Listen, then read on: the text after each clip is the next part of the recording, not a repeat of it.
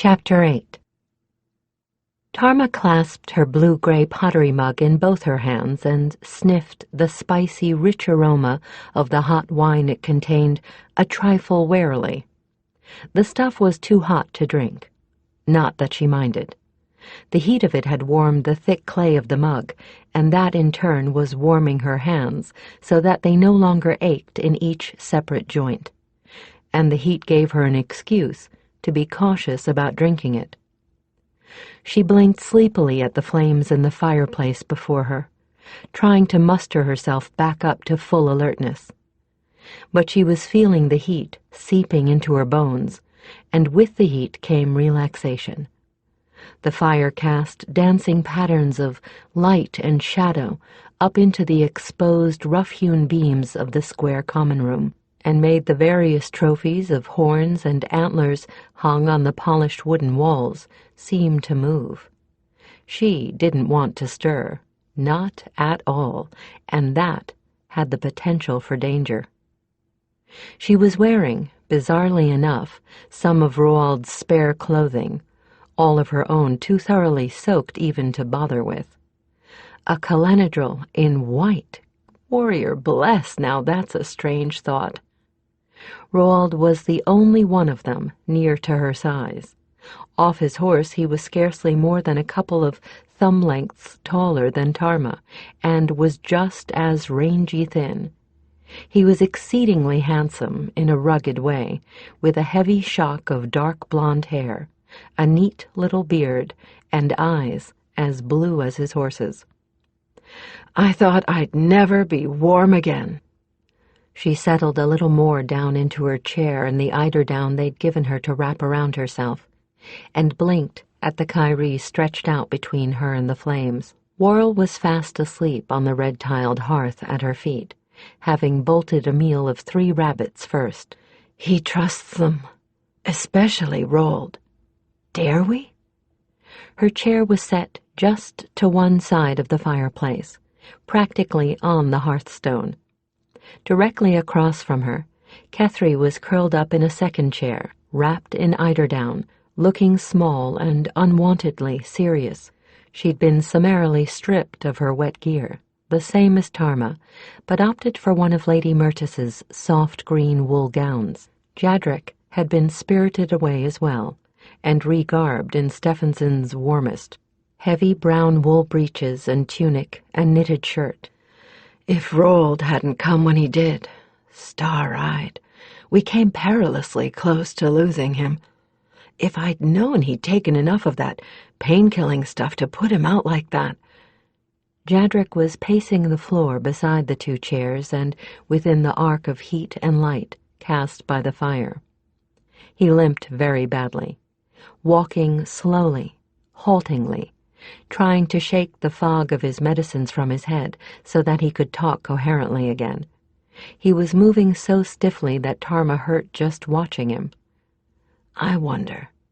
He knew we were in bad trouble when we stopped that last time. I wonder if he didn't dose himself on purpose, figuring that we'd either find shelter and he'd be all right, or that we wouldn't. And while he was unconscious, the cold would kill him painlessly and get him out of our hair. That's something a clansman might do. Damn it, I like this man. And he has no reservations about Stephenson and this herald. But I do. I must. Stephenson's wife, Myrtis, that had come as a shock to Jadrek, that Stephenson had actually wedded, was seated in another chair a bit farther removed from the fire, nursing their month-old son. I like her, too. That's a sweet little one. Why do I have to distrust these people? Stephenson, who resembled Idra to a startling degree, except that on a man's face the features that had been harsh for a woman were strong and those that had been handsome were breathtaking, was talking quietly with Roald, the 2 of them sitting on a pair of chairs they'd pulled up near to Myrtis. A most domestic and harmonious scene, if you could ignore the worry in everyone's eyes. Good thing we had Jadrek to vouch for us, or Stephenson might have left us to freeze and be damned to his herald friend.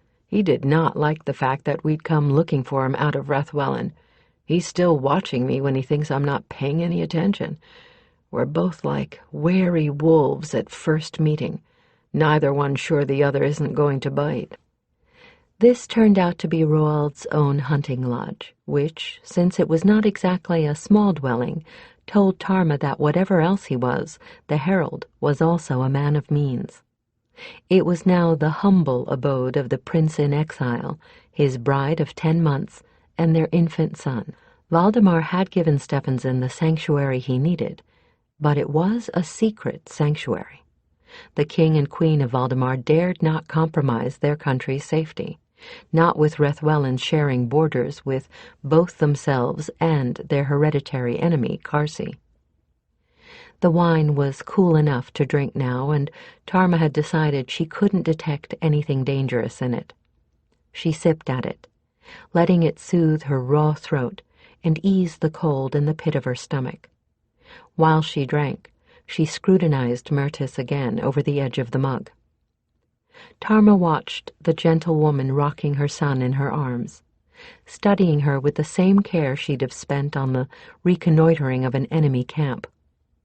Mertis was not homely by any means, but not a raving beauty either. She had a sweet, soft face, frank brown eyes that seemed to demand truth of you, wavy, sable-brown hair. Not the kind of woman one would expect to captivate an experienced rake like Stephenson, which meant there was more to her than showed on the surface.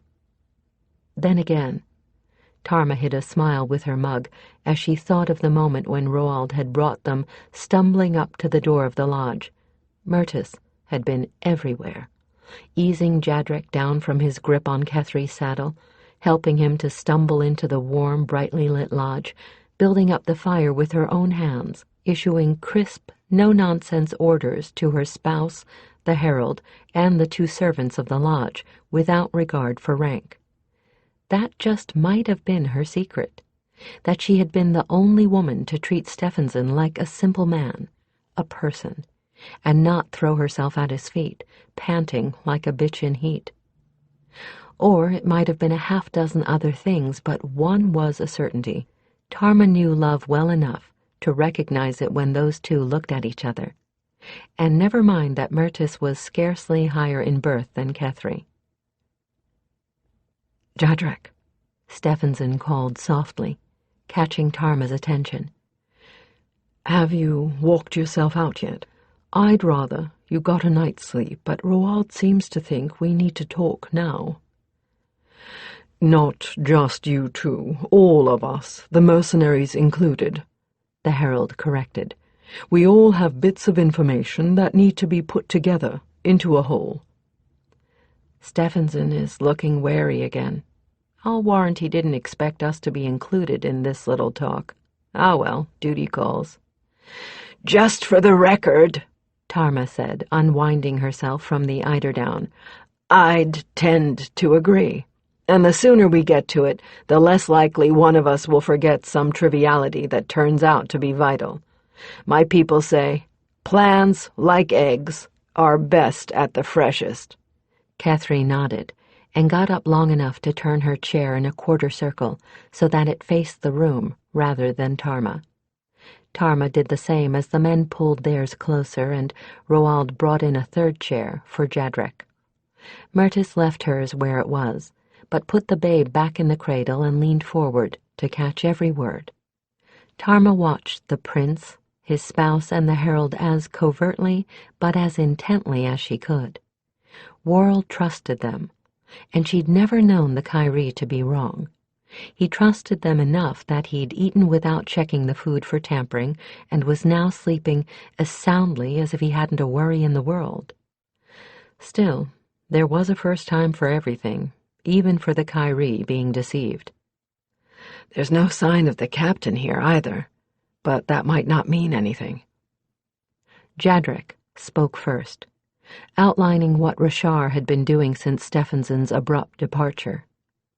Tarma was surprised by the prince's reactions. He showed a great deal more intelligence and thoughtfulness than rumor had given him credit for. He seemed deeply disturbed by the information that Richard was continuing to tax the peasantry into serfdom. He looks almost as if he's taking it personally. Huh, for that matter, so does Myrtis. And I don't think it's an act. Then Tarma and Kethry took up the thread, telling the little conclave what they'd observed in their week or so at the court, and what they'd noted as they passed through the southern grainlands of Rethwellan. The prince asked more earnest questions of them then, and seemed even more disturbed by the answers. He plainly did not like Kethry's report of the mages lurking in the court, and the tale of the attack on Jadrek shocked him nearly white. And that is not an act, Tarma decided. He's more than shocked. He's angry. I wouldn't want to be Richard and in front of him right now. And finally, all three spoke of Idra, what Jadrek knew, and what the partners had heard before she'd vanished. That changed the anger to doubt and to apprehension. If she headed here, she didn't arrive, Stephenson said unhappily, the firelight flaring up in time to catch his expression of profound disturbance. Damn it! Dree and I had our differences, not the least of which was that she voted for Char, but she's the one person in this world that I would never wish any harm on. Where in hell could she have gotten to if she didn't come here? Tarma wished at that moment that she could have Worrell's thought-reading abilities. The prince seemed sincere, but it would have been so very easy for Idra to have met with an accident once she'd crossed into Valdemar, particularly if Stephenson hadn't known about her change of heart.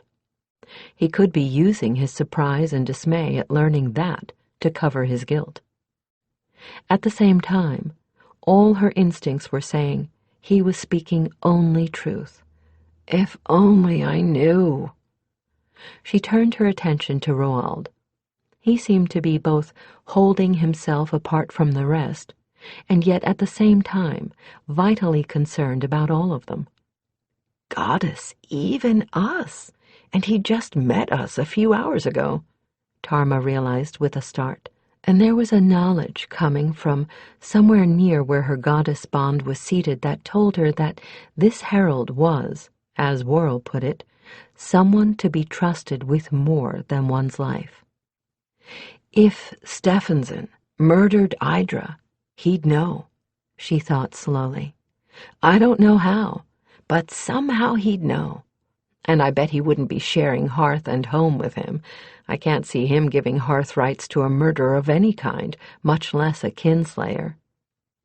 Now I wonder how much of his worry is for us too, and how much is about us. After a long silence, Jadrek said, This is not something I ever expected to hear myself saying, but whatever has happened to Idra, I fear her fate is going to have to take second place to what is happening to the kingdom. Jadrek turned to the prince, slowly and with evident pain. Stephen, Richard is a leech on the body of Rethwellan. Tarma could see his eyes now, and the open challenge in them. You never retracted your oath to your people as crown champion. You still have the responsibility of the safety of the kingdom. So what are you going to do about the situation? Jadrek, you never were one to pull a blow, were you? The prince smiled thinly. And you're still as blunt as ever you were. Well, let me put it out for us all to stare at. Do you think I should try to overthrow Char? You know that's what I think, Jadrek replied, eyes glinting in the firelight. He looked alert and alive, and a candlemark ago Tarma would never have reckoned on his reviving so fast. You'd be 1,000 times better as a king than your brother, and I know that was the conclusion your sister came to after seeing him rule for 6 months. Roald, you've matured. "You've truly matured a great deal in the time you've been here," the herald said thoughtfully. "I don't know if it was fatherhood or my dubious example, but you're not the whittling rakehell you were, Stefan. The careless fool you were would have been a worse king than your brother ultimately, but the man you are now could be a very good ruler." Stephenson turned to Mertis and stopped dead at a strange, hair-raising humming. Tarma felt the tingling of a power akin to the warrior's along her spine.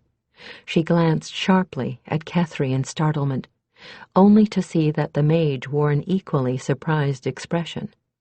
The humming seemed to be coming from the heap of saddle packs and weaponry they'd dumped just inside the door, after Mertis had extracted their soiled, soaked clothing for cleaning.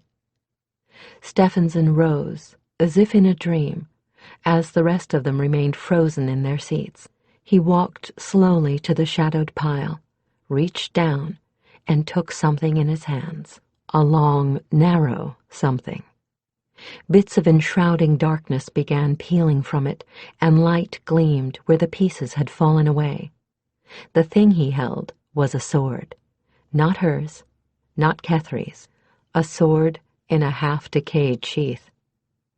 As the last of the rotten sheath flaked off of it, Tarma could see from the shape of it that it was the dead man's sword that they'd found, and no longer the lifeless, dull gray thing it had been.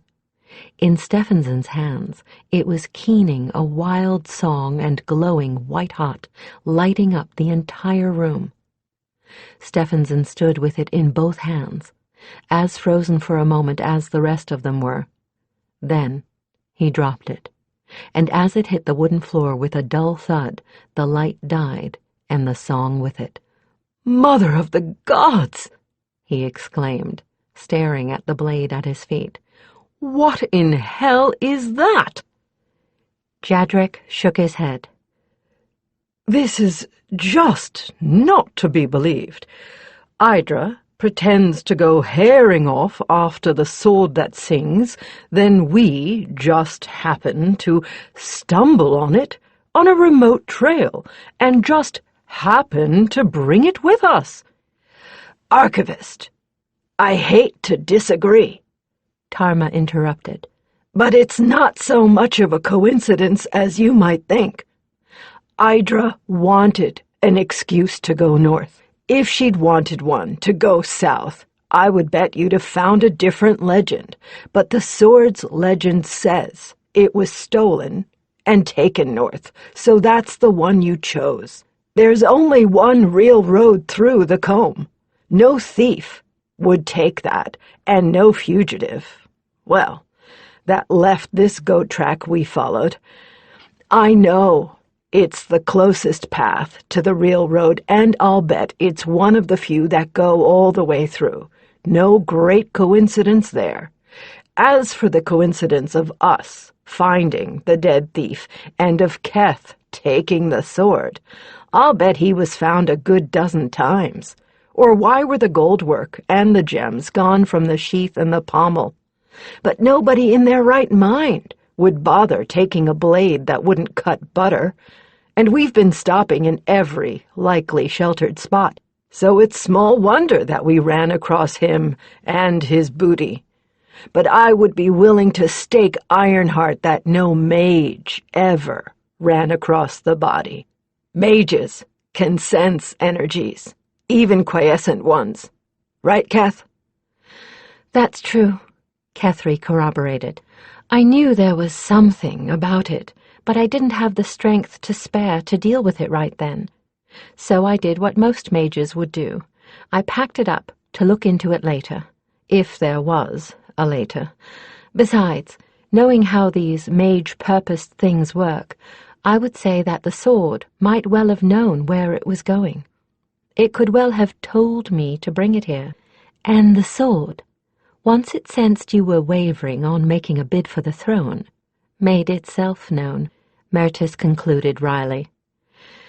"It appears," Stephenson said ruefully, "that I don't have any choice." "No more than I did, my friend," Roald replied with a chuckle and a smile. No more than I did. But Stephenson sagged, and his face took on an expression of despair. This is utterly hopeless, you know, he said. Just how am I supposed to get back the crown when my only allies are a baby, an outlander, 3 women, forgive me, Jadrek, half-crippled scholar, an outsized beast, and a sword that's likely to betray me by glowing and singing every time I touch it? I really don't see why you're already giving up, Roald chided. Thrones have been overturned with less. What do you really need for a successful rebellion? For a start, you need someone who knows where each and every secret lies, Jadrek said, sitting up straighter, his eyes shining with enthusiasm. Someone who knows which person can be bought and what his price is, which person can be blackmailed, and who will serve out of either love or duty.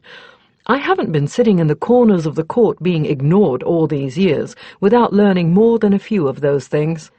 We could infiltrate the capital disguised, Kethry said, surprising her partner. Magical disguises if we have to. No one will know us then. Jadrek can tell me who are the ones he wants contacted. If we can get one of us into the court itself, we could pass messages, arrange meetings. I know Tarma could go in as a man with an absolute minimum of disguising, all physical. So, we've thrown in with this lot, have we, Idra? Is it the cause that attracts you, or the fact that it's Jadrek's cause? But since Kethry had added herself to the little conspiracy, Tarma added her own thought, in spite of her better judgment. Yes, if we can figure something that would put me into the court without suspicion. Challenge the current champion of the King's Guard to combat, Mertis put in, surprising Tarma considerably. That's anyone's right, if they want to get in the Guard. Free swords do it all the time. There's nothing out of the ordinary about it. If you do well, you've got a place. If you beat him, you automatically become head of the Guard. That would put you at Rashar's side every day. You couldn't get any closer to the heart of the court than that. Stephenson looked doubtfully at the lean swordswoman. Challenge the champion? Has she got a chance? Still not sure you trust us, my lad? I can't say as I blame you. I'm still not entirely sure of you. But Mertis smiled, and Tarma sensed that the gentle-seeming lady had a good set of claws beneath her velvet. If half the tales I've heard about the Shinaeen Swordsworn are true, she'll have his place before he can blink, and right at Rashar's side is the place we could best use you, Sword Lady. It became evident to Tarma that guileless Mertis was no stranger to intrigue as the evening wore on, and the plan began to look more and more as if it had a strong chance of success. In fact, it was she who turned to Roald and asked bluntly, "And what is Valdemar prepared to grant us, besides sanctuary?" Roald blinked once and replied as swiftly, "What will Valdemar get in return? Alliance in perpetuity, if we succeed." Stephenson said, "My word on that, and you know my word is more than good. Thank you for that. You know very well that you could use an ally that shares a border with Kasi. You also know we've stayed neutral in that fight, and you know damned well that Char would never change that policy. I will. I'll ally with you, unconditionally. More, I'll pledge Valdemar favor for favor, should you ever choose to call it in, and I'll swear it on the sword. That will bind every legal heir to the pledge for as long as the sword is used to choose rulers." Roald let out his breath, slowly, and raised his eyebrows. "Well, that's a lot more than I expected, but you know we don't dare do anything openly. So that means covert help." His brow wrinkled in thought for a moment. "What about this? Every rebellion needs finances and arms. Those I think I can promise." Kethry looked rather outraged. Tarma was just perplexed. Who exactly was this herald? Kethry took the question right out of her mouth. "Just what power is yours that you can fulfill those promises?" Kethry asked with angry cynicism. "It's damned easy to promise things you know you won't have to supply, just to get us off your backs and out of your kingdom." Stephenson looked as if Kethry had blasphemed the gods of his house. Mertis's jaw dropped. I think Keth just put her foot in it, Tarma thought, seeing their shocked reaction to what seemed to be a logical question.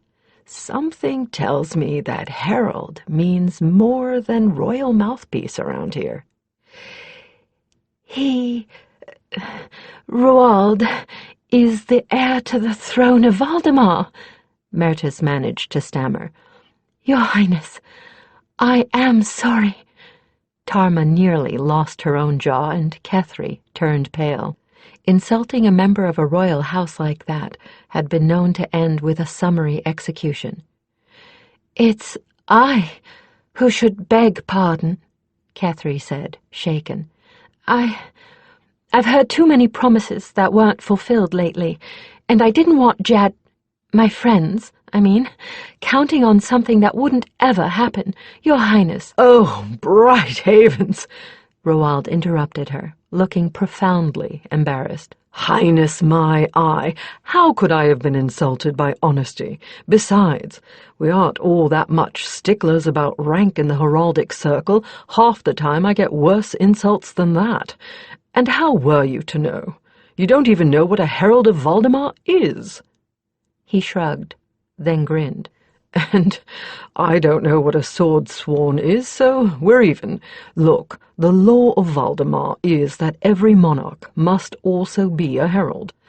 Our companions choose us, rather like that musical sword of Stephen's.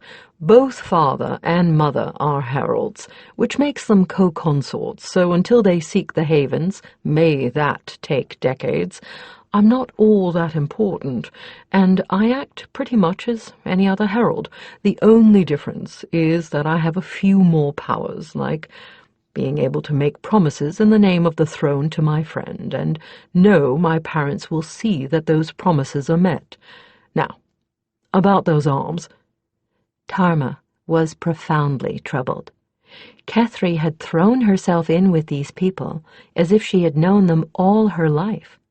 But it was the Sheenaeen's way to be rather more suspicious than her oath sister, or at least more than Kethry was evidencing at the moment.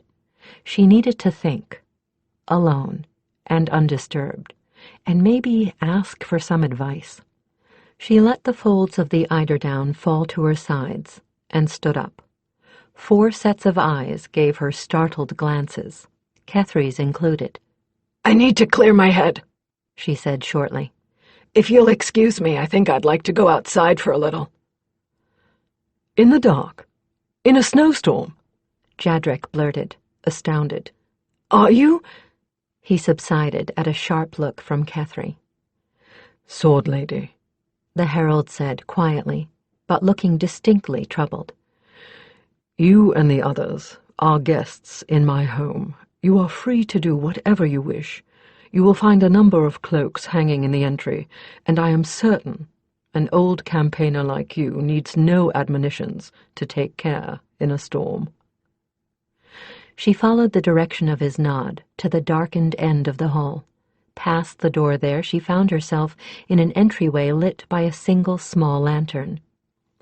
As he had said, there were several cloaks hanging like the shadows of great wings from pegs near the outer door. She took the first one that came to her hand, one made of some kind of heavy, thick fur, and went out into the dark and cold. Outside, the storm was dying. The snow was back to being a thin veil, and she could see the gleaming of the new moon faintly through the clouds.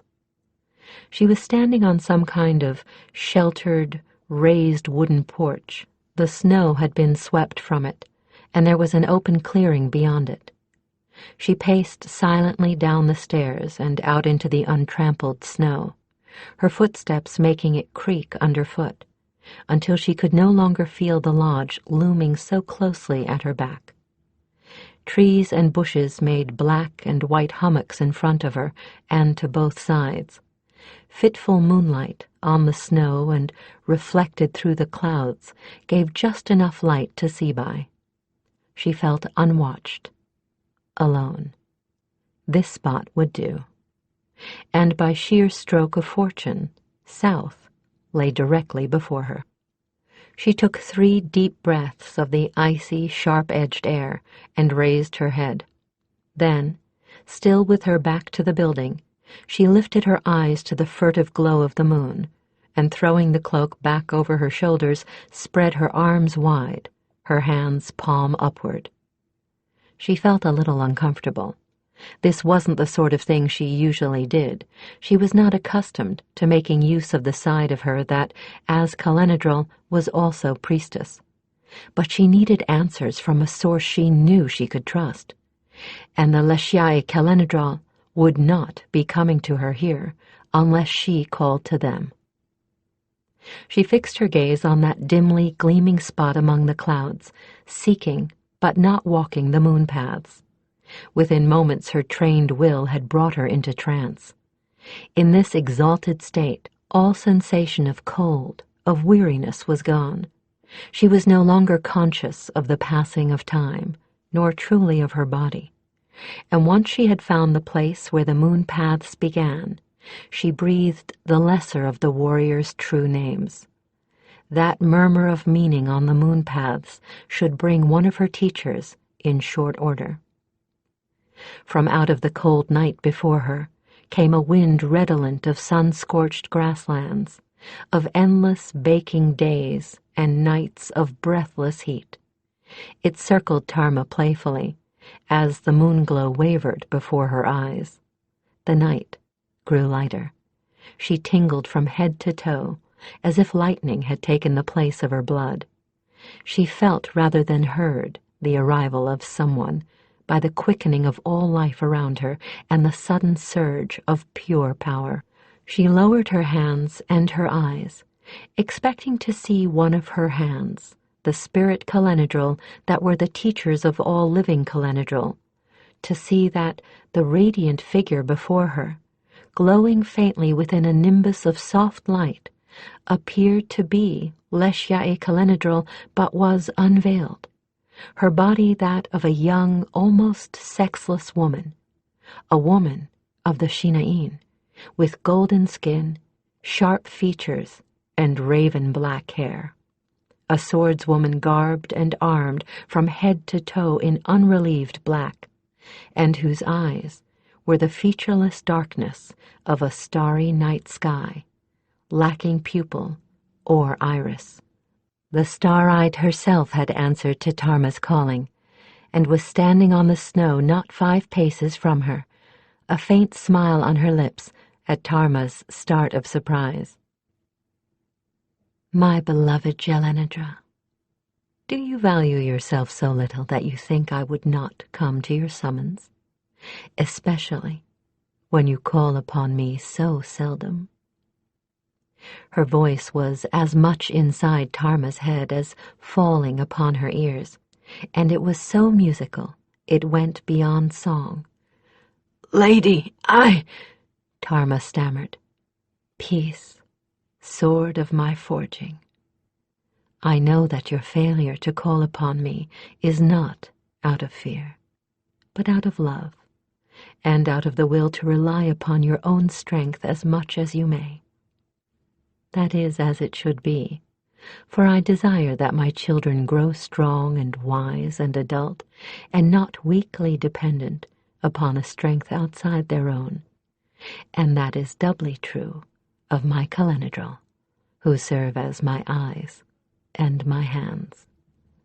Tarma gazed directly into those otherworldly eyes, into the deep and fathomless blackness flecked with tiny dancing diamond points of light, and knew that she had been judged and not found wanting. "Bright star, I need advice," she said, after a pause to collect her thoughts. "As you know my mind and heart, You know I cannot weigh these strangers.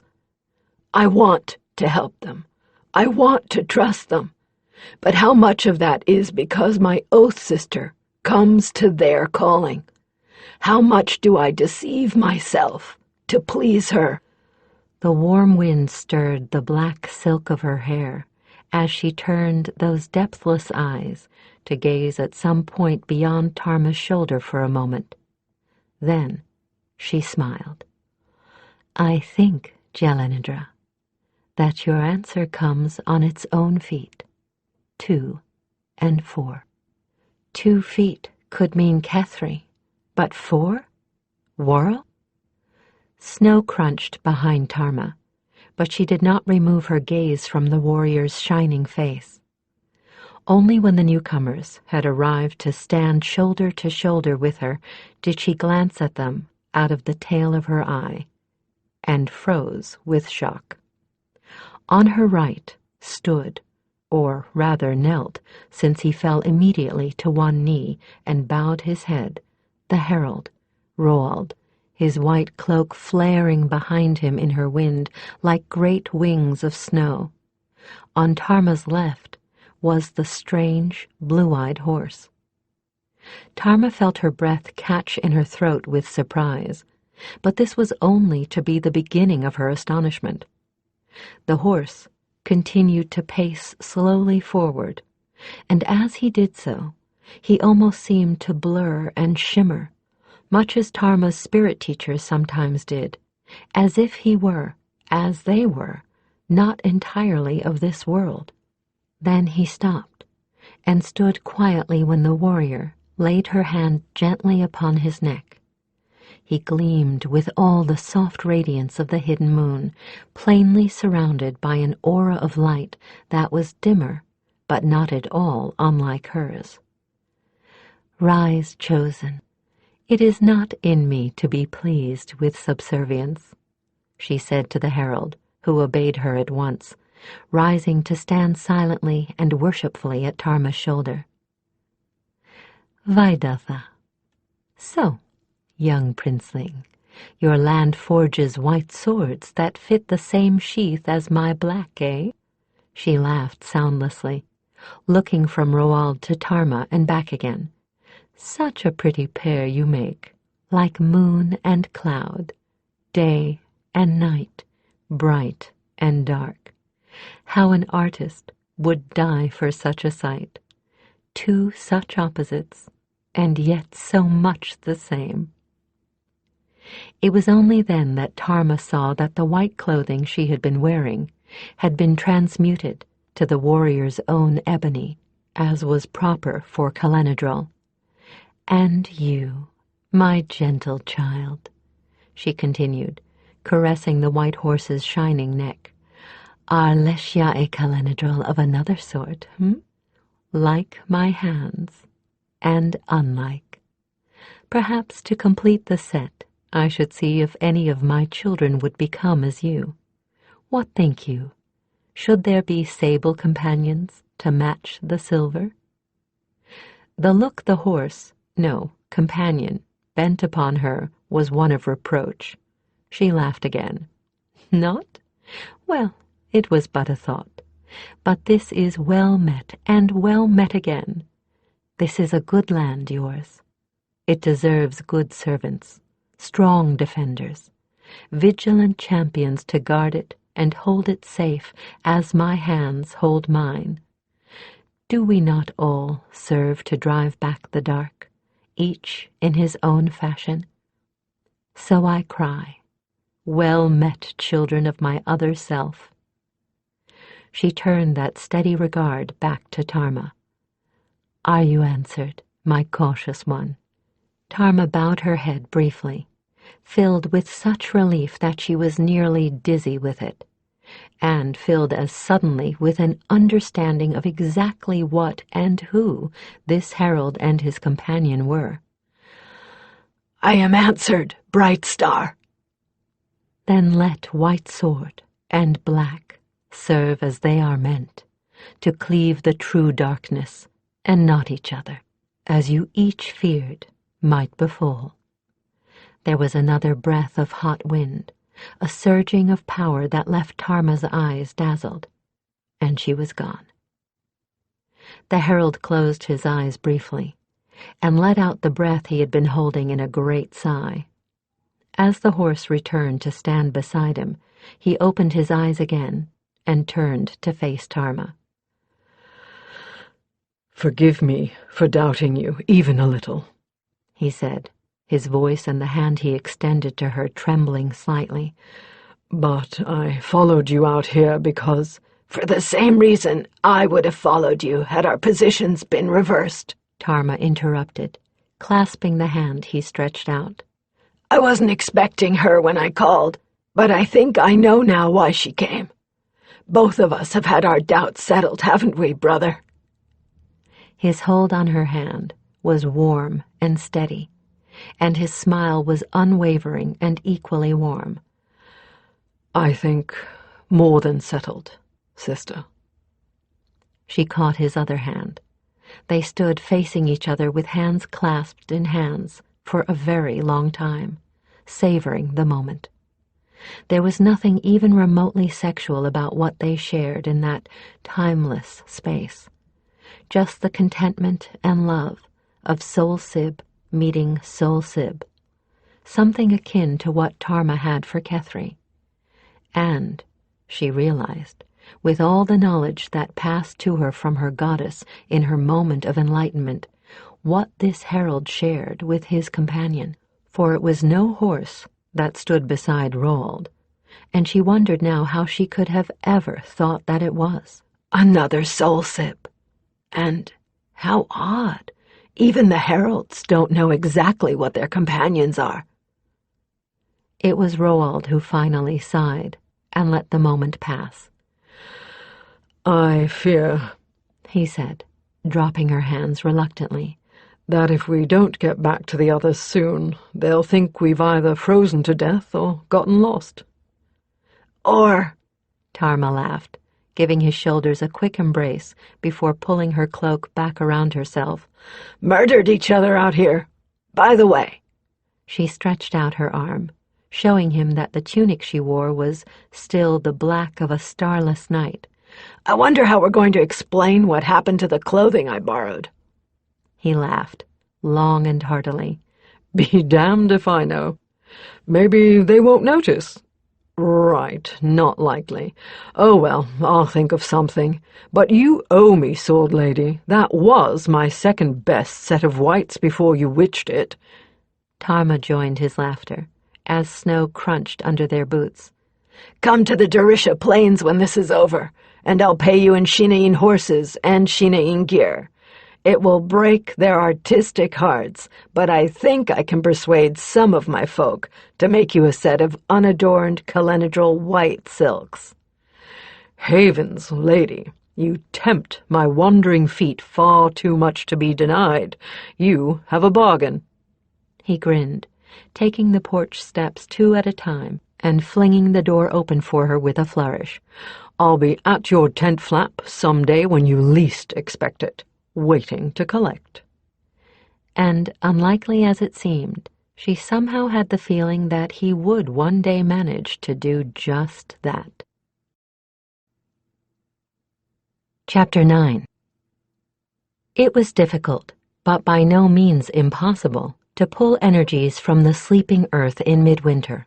All it took was the skill, and time, and patience, and Kethry had those in abundance.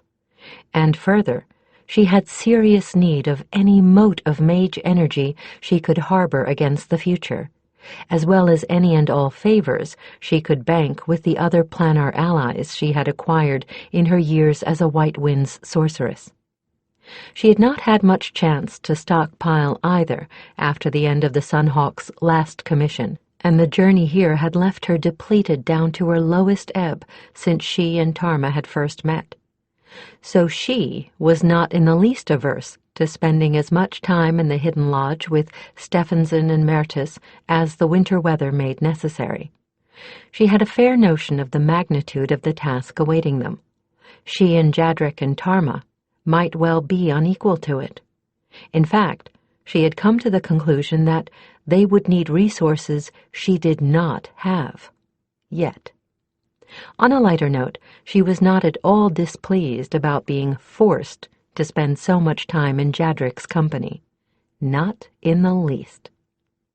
She was sitting cross-legged on the polished wooden floor next to the fireplace, slowly waking her body up after being in trance for most of the day. Jadric was conversing earnestly with Roald, both of them in chairs placed where the fire could warm him, and she could study him through half-slitted eyes at her leisure. Jadric seemed so much happier these days. Well, small wonder. Stephenson respected him. Mertis admired him. Tarma allowed him to carry her off to interrogate in private at almost any hour. She was willing to answer most of his questions about the mysterious, at least to the folk of Rethwellan, nomad Shinain. Roald did him like courtesy about the equally mysterious heralds of Valdemar. Both of them accorded him the deference due a serious scholar. Worrell practically worshipped at his feet, Jadric's ability to hear the beast being in no wise abated, and he seemed to share Tarma's feeling of comradeship with the Kyrie. Being given the respect he was, in all sober truth, due, had done wonders for his state of mind. As the days passed, the lines of bitterness around his mouth were easing into something more pleasant. He smiled, and often, and there was no shadow of cynicism in it. He laughed, and there was no hint of mockery. Physically, he was probably in less pain than he had been for years, which Kethry was quite sure was due to Need's healing abilities. Need was exerting her magic for a man because he was important to Kethry. For Kethry had no doubt as to how she felt about the archivist. If there was ever going to be one man for her, Jadric was that man. All the men I've known, she thought with a touch of wry humor, and all the men I've been courted by, it boggles the mind. Mages, fighters, some of them damned good-looking. Good Lord, if you were to count Thalkart, I've even been propositioned by a godling. And who is it that attracts me like no one else ever has? A scholar, half again my age, who I could probably break in half if I put my mind to it, with no recourse to need required. Like all those weirdling things out of the Pelagiers, Roald finished, except that this thing seems impossible to kill. The Pelagiers, Jadric exclaimed, perplexed. But I thought you said this thing was seen north of Lake Evendim. It was, right in the heart of the Pelagier Hills. Wait a moment, Jadric said, rummaging in the pile of clutter under his chair and hunting up a piece of scraped vellum and a bit of charcoal. All right, here's the lake. Your Pelagiers are where? Up here. The herald took the charcoal from him and sketched. Huh. Jadric studied the sketch thoughtfully. We have a range of hills we call the Pelagiers too. Here. Well, I will be dipped for a sheep. Fairly obvious now that we have the information, isn't it? Jadric said with a grin.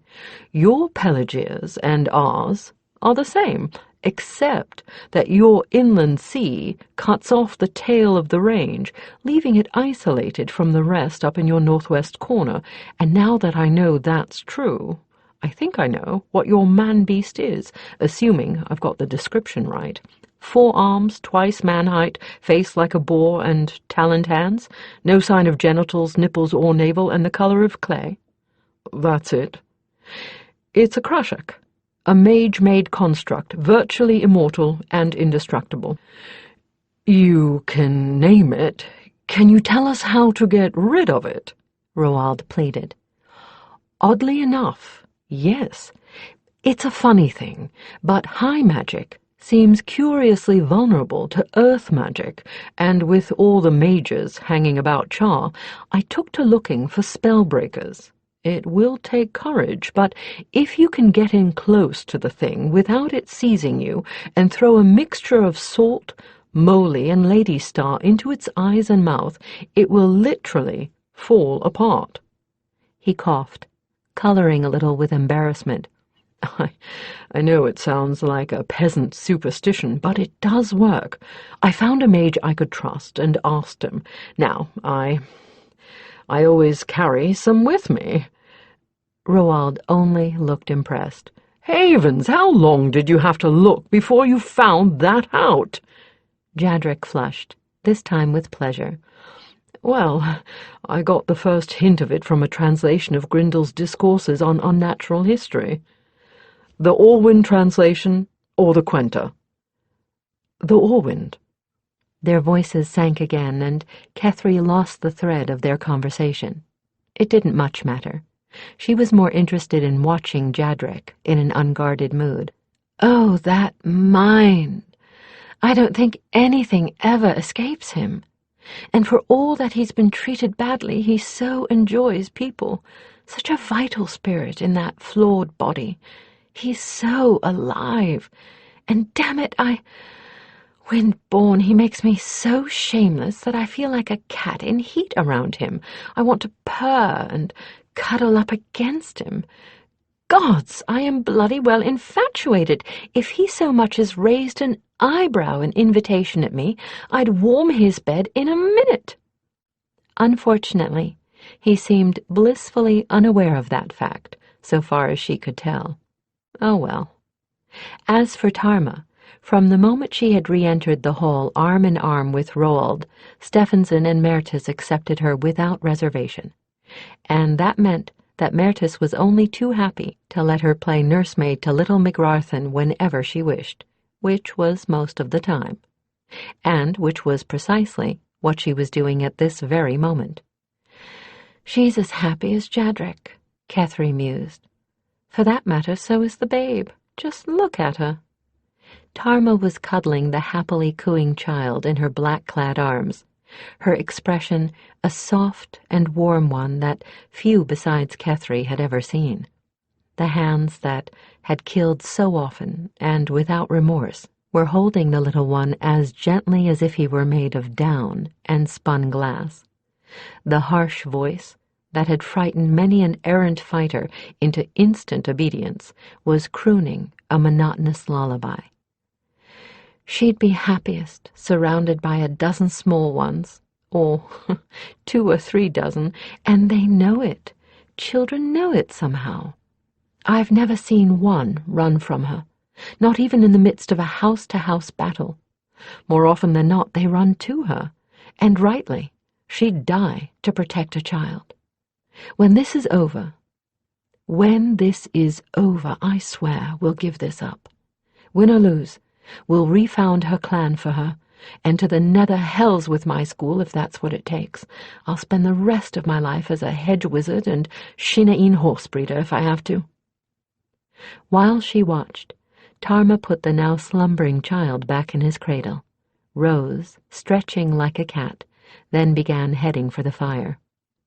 The 2 men at hearthside turned at the soft sound of her footstep and smiled as one. She saw the smiles and returned their grins with a good-natured shake of her head. "And what are you 2 smirking about?" she asked, clasping her hands behind her and detouring slightly to stroll over to them, her lithe, thin body seeming almost to move fluidly, bonelessly. The rest has done her good, too. She's in better shape than she's been in months, years. "Trying to imagine you as a man, Darksip," Roald teased, using the pet name he'd invented for her. "Put a youngling around you and you'd give yourself away in a breath." "Ha! I'm a better actor than that. But as to that—" She paused before them, crossed her arms, and frowned a little. "You know, we really ought to be getting on with it. Rashar isn't sitting back. Not likely. He's consolidating his power. You can bet on it. We had better be safely in place before he gets himself so ensconced on the throne that there'll be no dislodging him without an army." Kethry felt the last of her muscles emerge into wakefulness and began uncoiling from her position in the hearth corner. "The sleeper awakes," Roald noted. Not sleeper, she corrected, imitating Tarma's long stretch. I've been listening while I was coming out of trance, and, loath though I am to leave, in agreement with Tarma. I'm at full power now. Tarma and Jadric have recovered. It's time to go. She half expected Jadric to protest, but he too nodded. If we don't go now, he opined gravely, Stefan won't have a kingdom to come back to. But I do have one excellent question. This plan of ours calls for Tarma to replace the champion, and you can bet that Char won't let a Shinain within a spear's cast of him now. So to truly ensure her safety, that means a full magical disguise. With all the mages in the court, how are you going to hide the fact that Tarma's bespelled? They won't let anyone with a smell of magic on him compete with the king's champion, you know. Tarma raised an interrogative eyebrow at her. The thought had occurred to me too, she said. Every trial by combat that I've ever seen has specifically forbidden any kind of magic taint, even lucky amulets. Well, I'll answer that in an hour, Kethry replied. Why in an hour? Because that's how long it will take me to try a full adept manifestation and see if it succeeds or fails. Kethry didn't want an audience. Not for this, not even Tarma. So she took one of the fur cloaks and went out into the snow-laden scrub forest until she found a little clearing that was far enough from the lodge that she couldn't see or sense the building or the people within it. The weather was beautiful. The air was utterly still. The sky, a deepening blue. The sun beginning its downward journey into the west. There would be no better time than now. A mage of the White Wind School was tested by no one except himself, with a series of spells marking the rise in ability from apprentice to journeyman, from journeyman to master, and from master to adept. A mage could attempt these spells whenever he chose, and as many times as he chose. They would only work when he was truly ready. The series was constructed so that the power granted by each was used to fuel the spell for the next. A little like priming a pump, I suppose, and if you don't have faith that you're ready, you can't bear to waste the power. I feel ready, Kethry decided. Well, she initiated the journeyman spell, gathering her own strictly personal power about her like a cloak, and calling the lesser wind of fire and earth, the stable elements. It chose to come out of the south, always a good omen, and whirled about her 3 times, leaving more power than it took to call it. She fairly glowed with energy now, even to normalize. Next, the master spell, and the greater wind of air and water, the mutable elements. The mutables were much harder to control than the stable elements. She raised her hands high over her head and whispered the words of the spell as she formed the energy left by the first with her will into the mage shapes called the cup and the mill, concentrating with all her soul, calling but not coercing. This time the wind came from all 4 directions and melded into a gentle whirlwind around her. A wind that sang and sparkled with unformed power.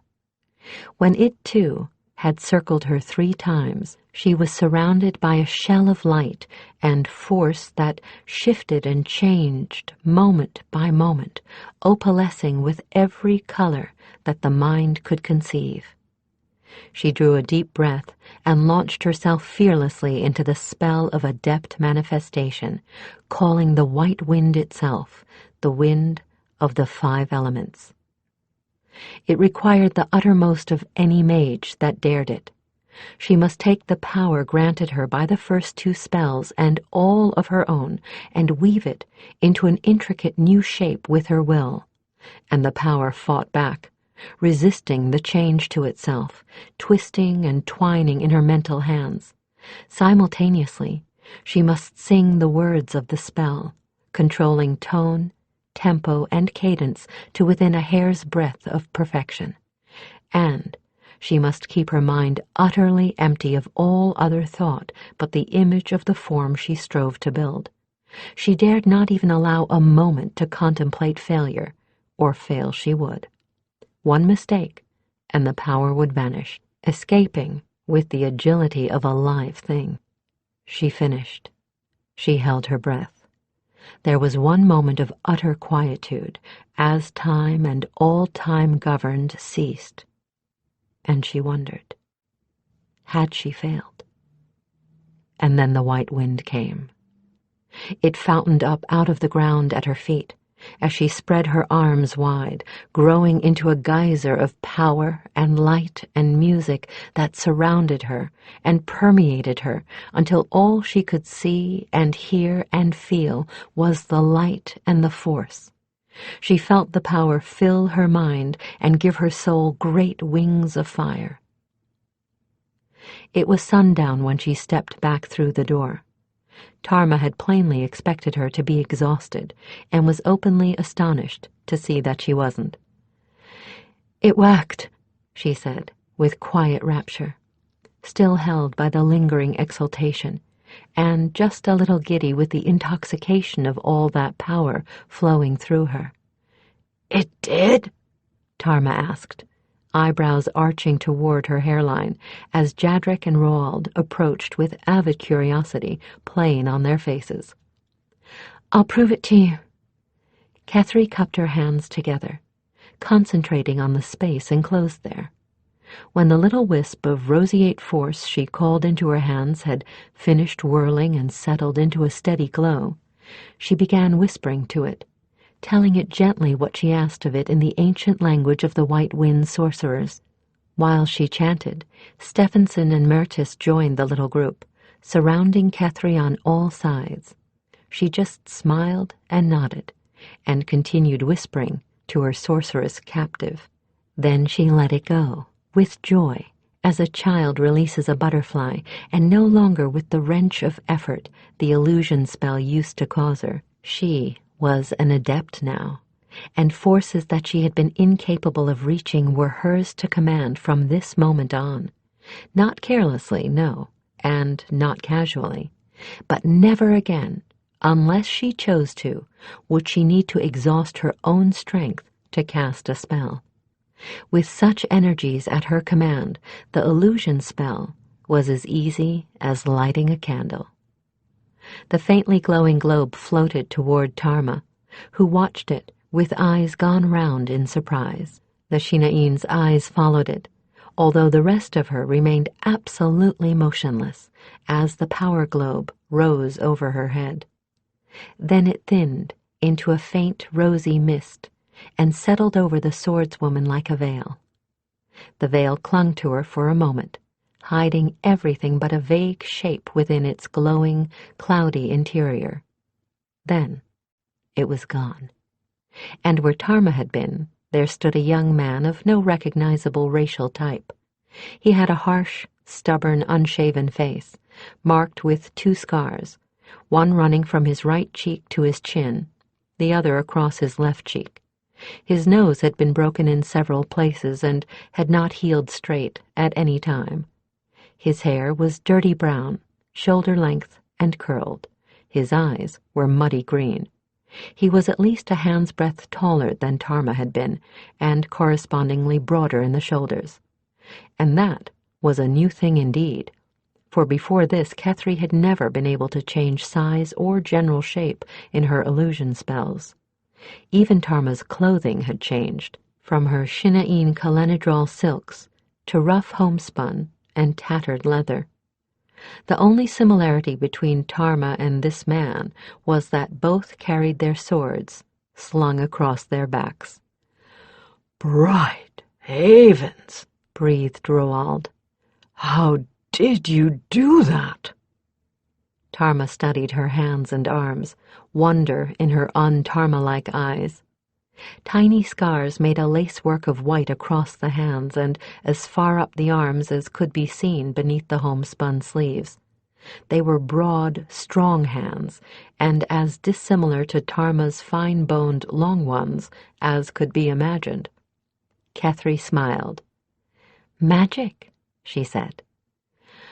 And how do you keep Char's mages from seeing that magic? Stephenson asked. Kethry just smiled a little more. What else? More magic. The spell only an adept can control. The spell that makes magic undetectable and invisible, even to the best mage sight. Tarma was back to looking like herself again, and feeling a good deal happier as a result, as they rode out the next morning.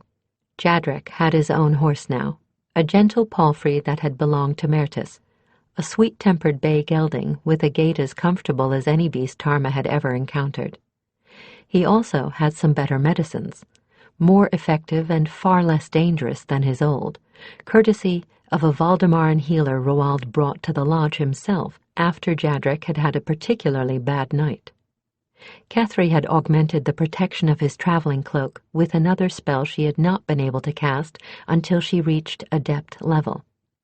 Jadrek would ride warm now, no matter what the weather. Tarma had turned down Kethry's offer to do the same for her. She wanted no spells on her that might betray her to a magic-sniffing mage if she needed to go scouting. But Roald had managed to round up enough cold-weather gear for all of them to keep them protected even without spellcasting. They were far better prepared this time for their journey as they rode away from the lodge on a clear, sparkling dawn just before midwinter. They felt, and to some extent acted, like adolescents on holiday. If the weather turned sour, they simply put up their little tent. Kethry cast a gestovath on it, and they whiled away the time talking. When the weather was fair, while they never completely dropped vigilance, they tended to rely mostly on Worrell's senses, while they enjoyed the view and the company. Beneath their ease was the knowledge that this holiday would be coming to an end once they broke out of the comb, and there was a definite edge of cherish the moment while you have it to their cheer. An ice storm had descended on them, but you'd never have known it inside their little tent. Outside the wind howled, inside it was as warm as spring sunshine. This was a far cry from the misery of their earlier journey on this same path. Jadrek was still not capable of sitting cross-legged on the tent floor the way the two women were doing, but they'd given him more than enough room to stretch out, and the bedrolls and packs to use as cushioning and props, and he was reasonably comfortable. Better than I've been in ages, he thought wonderingly. Better than since I took that fever as a child and started having trouble with my poor bones afterward. That's been 20, almost 30 years. He watched his quest companions through slitted, sleepy eyes, marveling how close he had come to them in the space of a few short weeks. Tarma, the strong arm, so utterly without a conscience when it comes to certain choices. Brave, Lady bless, braver than anyone I could have imagined, as honor-bound as anyone I know. The outside, so cold, the inside, so warm, so caring. I'm not surprised, really, that once she and Roald got the measure of each other, they hit it off so well that they began calling each other Dark Sib and Bright Sib. There's a great deal about her that is like the heralds I've known. The Kyrie at Tarma's back sighed and flicked his tail. Worrell. If for no other reason than to have come to know something about his kind, I'd treasure this quest. If all Kyrie are like him, I don't wonder that they have little to do with humankind. There aren't many around like Tarma, and I can't imagine Worrell mind-mating to anyone that didn't have her sense of honor and her profound compassion. Kethry was unbraiding and combing out her amber hair. It caught the light of the gestovath on the tent walls and glowed with the warmth of a young sun. Jadrek felt his heart squeeze. Kethry Veris. Lady, how is it you make me feel like a stripling again? And I have no hope, no right to feel this way about you. When this mad scheme of ours is over, Some stalwart young warrior will come, and your eyes and heart will kindle, and he'll carry you off, and I'll never see you again. Why should you find a mind attractive enough to put up with a crippled, aging body? I'm half again your age. Why is it that when we're talking, you make me feel no age at all, or every age? How is it that you challenge my mind as well as my heart? How did you make me come alive again?" He stifled a sigh. "Enjoy it while it lasts, old man," he told himself, trying not to be too bitter about it. "The end is coming all too soon." As it happened, the end came sooner than they had anticipated. Kethry frowned and broke off her teasing in mid-sentence. "Keth?" Tarma asked, giving Ironheart the signal to slow. "There's... Oh, Windborn, I thought I'd thrown that bastard off!" Kethry looked angry and frightened. A gust of wind pulled her hood off, and she didn't even bother to replace it. "The mage," Tarma guessed, as Jadrek brought his horse up alongside theirs. "The mage. He's better than I thought. He's waiting for us, right where the path breaks out of the hills." "Ambush?" Kethry frowned again and closed her eyes, searching the sight with mage senses. "No," she said finally. "No, I don't think so. He's just waiting, in the open, and he's got all his defenses up. He's challenging me." Tarma swore. "And no way past him, as he probably damn well knows." Kethry looked at her soberly, reining in Hellsbane. "Shienedra, you aren't going to like this." "Probably not. What if we charge him? You mages seem to have a problem with physical opposition to magical defenses." "On that narrow path, he could take us all, and in no way are we going to be able to sneak past him, not with Jadrek. I'm going to have to challenge him to a dual arcane." "What?" "He's an adept. I can tell that from here.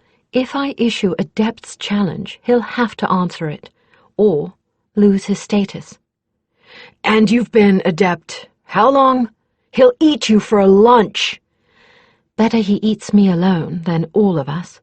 We can't just think of ourselves now. Stefan is depending on us. If Tarma, he won't take me without a fight, and if I go down, it won't be alone.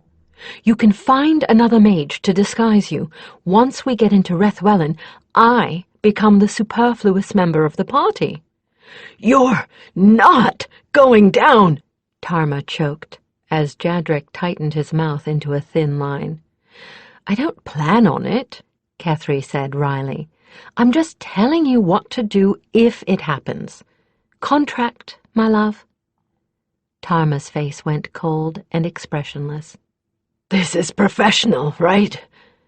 They lived by the mercenary code, and would die by it probably, and by that code, you didn't argue with the terms of the contract once you'd agreed to it. Kethry nodded. "This is the job we've contracted for. We're not being paid in money." "But we've got to do our jobs." Tarma nodded. "You win. I stopped trying to keep you wrapped in wool a long time ago. I'm not going to start up again. Let's do it." And she kicked Ironheart into a canter, with Kethry, Worrell, and Jadrek following behind. "I've got to do this," Kethry thought, countering her fear with determination. "If I don't, he'll kill them. I might escape, but I could never shield all four of us, not even at adept level. I haven't tapped into enough of the shielding spells to know how yet, but he doesn't know I'm adept, and there aren't that many White Winds mages around. I might well be able to surprise him with a trick or two." She kicked Hellsbane and sent her galloping past Tarma, up the slope of the barren hill before them, knowing that she would have to reach the waiting magician first and issue her challenge before he caught sight of the others. Otherwise, he would blast first and ask questions after. Her move took both Tarma and the mage by surprise. for she was able to top the rise and send up the challenge signal before either Tarma or her foe had a chance to react. The mage waiting below her was one of the ones she'd seen wandering about Rashar's court, a thin man, dark of hair and eye. He was clean-shaven, which made it all the easier to note his sardonic expression, and he wore his hair loose and shoulder-length. Now he wore his mage robes. Whatever his school was, it was one Kethry didn't recognize. The robes were a dull red and banded and embroidered in dark brown. Like hers, they were split front and back for ease in riding. The chestnut gelding he straddled appeared tired and drained, and stood quietly with head down as he sat with his reins loose. "A challenge?" he called incredulously. "You challenge me? Why in the names of the seven should I even bother with you, girl?" As answer, she called up her adept manifestation. From her body rose the misty golden form of a hawk, 20 feet tall, with fiery wings, a hawk that mantled at him and opened its beak in a silent screech of defiance. "I challenge you, adept to adept," she called coldly. "You will answer such a challenge. You have no choice." He called up his manifestation, a winged snake, with scales and wing membranes that glistened in shades of green and blue. Calling it was his formal answer to her formal challenge. Now they were both bound to the duel. "You're a fool, you know that," he said matter-of-factly, dismounting and letting his manifestation fade away. "You can't have been an adept for very long. I've been one for 10 years. You can't hope to beat me." By this time, Tarma, Jadrek, and Worrell had reached her on the crest of the hill. Kethry unbuckled Need, feeling strangely naked without the blade, and passed her to Tarma. "Hold her for me. Nothing's allowed in the circle but ourselves," she said, watching as the other mage took up a stand near the center of the tiny, barren, wind-swept valley and put up his half of the magical dome that would only be dispelled by the death or defeat of one of them. Then she allowed her manifestation to dissipate and leapt down from Hellsbane's saddle, striding purposefully to take her stand opposite him. "That remains to be seen," she answered him, locking all emotion down and replying with absolute calm. "So, let it begin." With those words, the dome of mage power sealed, leaving the others helpless witnesses outside. For a long moment, the combatants stood, simply watching each other. Tarma took advantage of the lull to order Jadrek to station himself and Worrell on the dividing line between the two mages, and on the side of the dome opposite hers. "Worrell has some tricks. I expect you might too," she said, distantly, trying to think like a mage. "I don't trust this bastard not to cheat. Well, Keth won't either. I don't doubt she's expecting something, but if anything should happen, "I'll do what I can," Jadrek promised anxiously, taking out his little bag of herbs and salt from his pocket, then replacing it. It isn't likely to be much, but—" "Jadrek, I've seen a slung stone bring down a king." She frowned in thought. "We should split up. If something does go bad, you and Worrell go for Keth. I'll go for the mage. He can't know how Need works. He can't know that in my hands she protects from sorcery. I'll be safe from anything he can throw, and I'll keep him off your tail. Now quick, before they start to do anything." He limped to the opposite side of the dome. Tarma could see him dimly through the red energy haze. Worrell crouched beside him, ready to spring in an instant. Tarma unsheathed the bespelled sword called Need and took her own stance, blade point down in the earth, both of her hands resting on the pommel, feet slightly apart. She was ready. Just in time, for within the dome of hazy red, the battle was joined in earnest. From the body of the stranger came a man-sized version of his manifestation, flying upward to the top of the dome. Kethry's met it halfway. Serpent struck at Hawk and was deflected. Hawk tried to seize Serpent in its talons, but the serpent wriggled free. Then the snake tried to wrap itself around the hawk's body and neck. The hawk struck with beak and talon. The serpent let go. Both buffeted each other with punishing wing blows. The battle rained glowing scales, feathers, and droplets of fluid, all of which vanished before they touched the ground. Both manifestations froze for an instant, then plummeted groundward. Hawk with eyes glazing and fang marks in its chest, serpent with one wing ripped from its body. Both thinned to mist and were gone before either struck the ground. "Round 1, a draw," Tarma thought to herself, shifting her weight to relieve muscles that had tensed, and feeling a tiny pebble roll out from under her foot. Within the dome appeared 2 smaller domes, each covering a mage. Then, all the fury of all the lightning storms Tarma had ever witnessed rolled into one, broke loose within the greater dome. Lightning struck again and again on the 2 shields, seeking weak spots. It crawled over the surface of the little domes or rolled itself into balls that circled the perimeters without finding entrance. And all in complete silence. That was the truly frightening and eerie part. Tarma's eyes were dazzled to the point of having trouble seeing when the lightning finally died to nothing and the lesser domes vanished. As Tarma blinked away the spots interfering with her vision, she tried to assess the condition of both Kethry and her erstwhile rival. They both seemed equally tired. "Round 2, another draw." Kethry might have looked tired, but she also looked slightly pleased. "Maybe a draw is good? Warrior bless, I hope so." Even more encouraging, the other mage looked slightly worried. Kethry initiated the next round, throwing, literally, daggers of light at the red-robed sorcerer, daggers which he had to deflect, dodge, or absorb.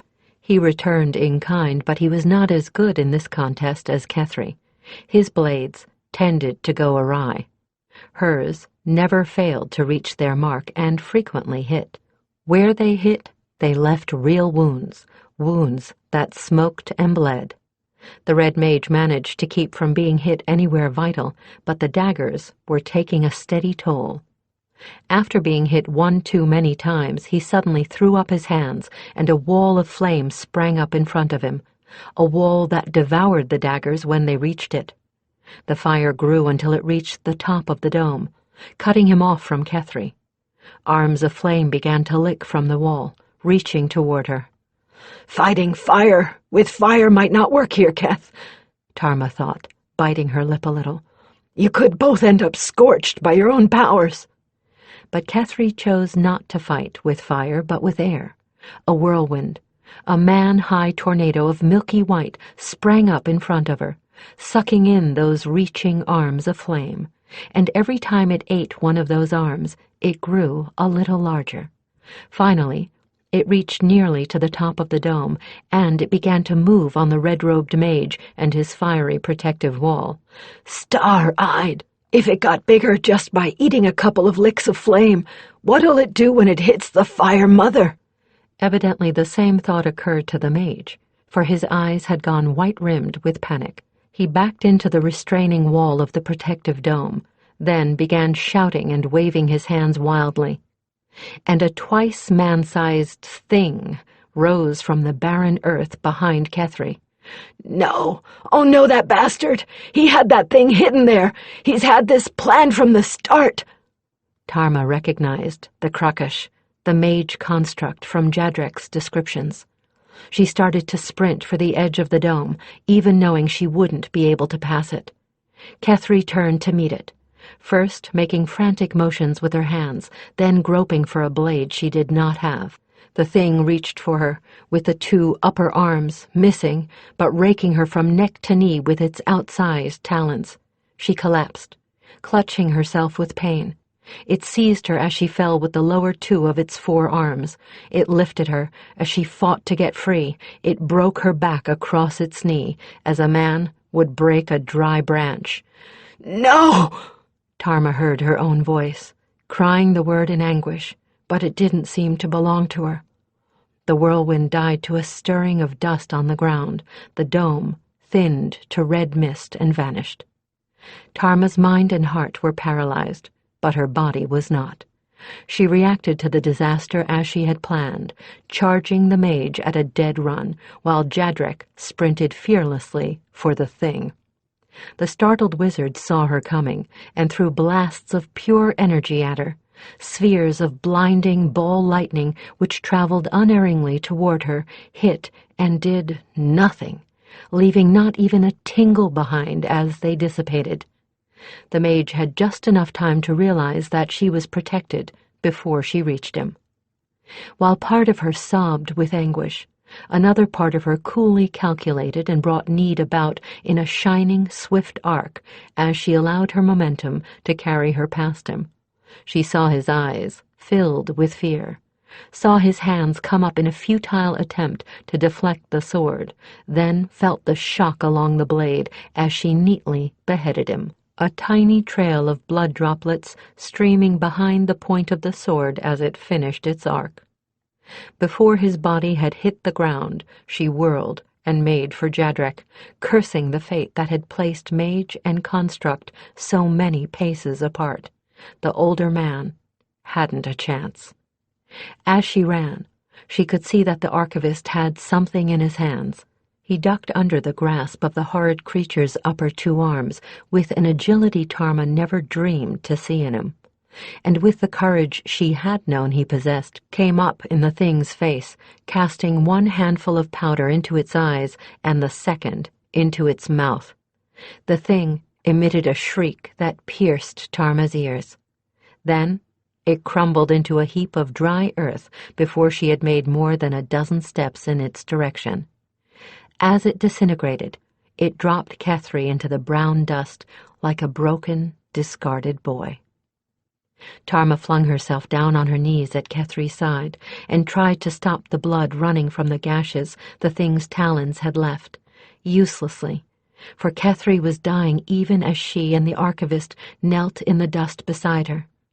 Jadrek made a choking sound and took Kethry into his arms, heedless of the blood and filth. Tarma fumbled the hilt of need into her hands, but it only slowed the inevitable. Need could not mend a shattered spine, nor could she heal such ghastly wounds. All the blade could do was block the pain. It was only a matter of time, measured in moments before the end.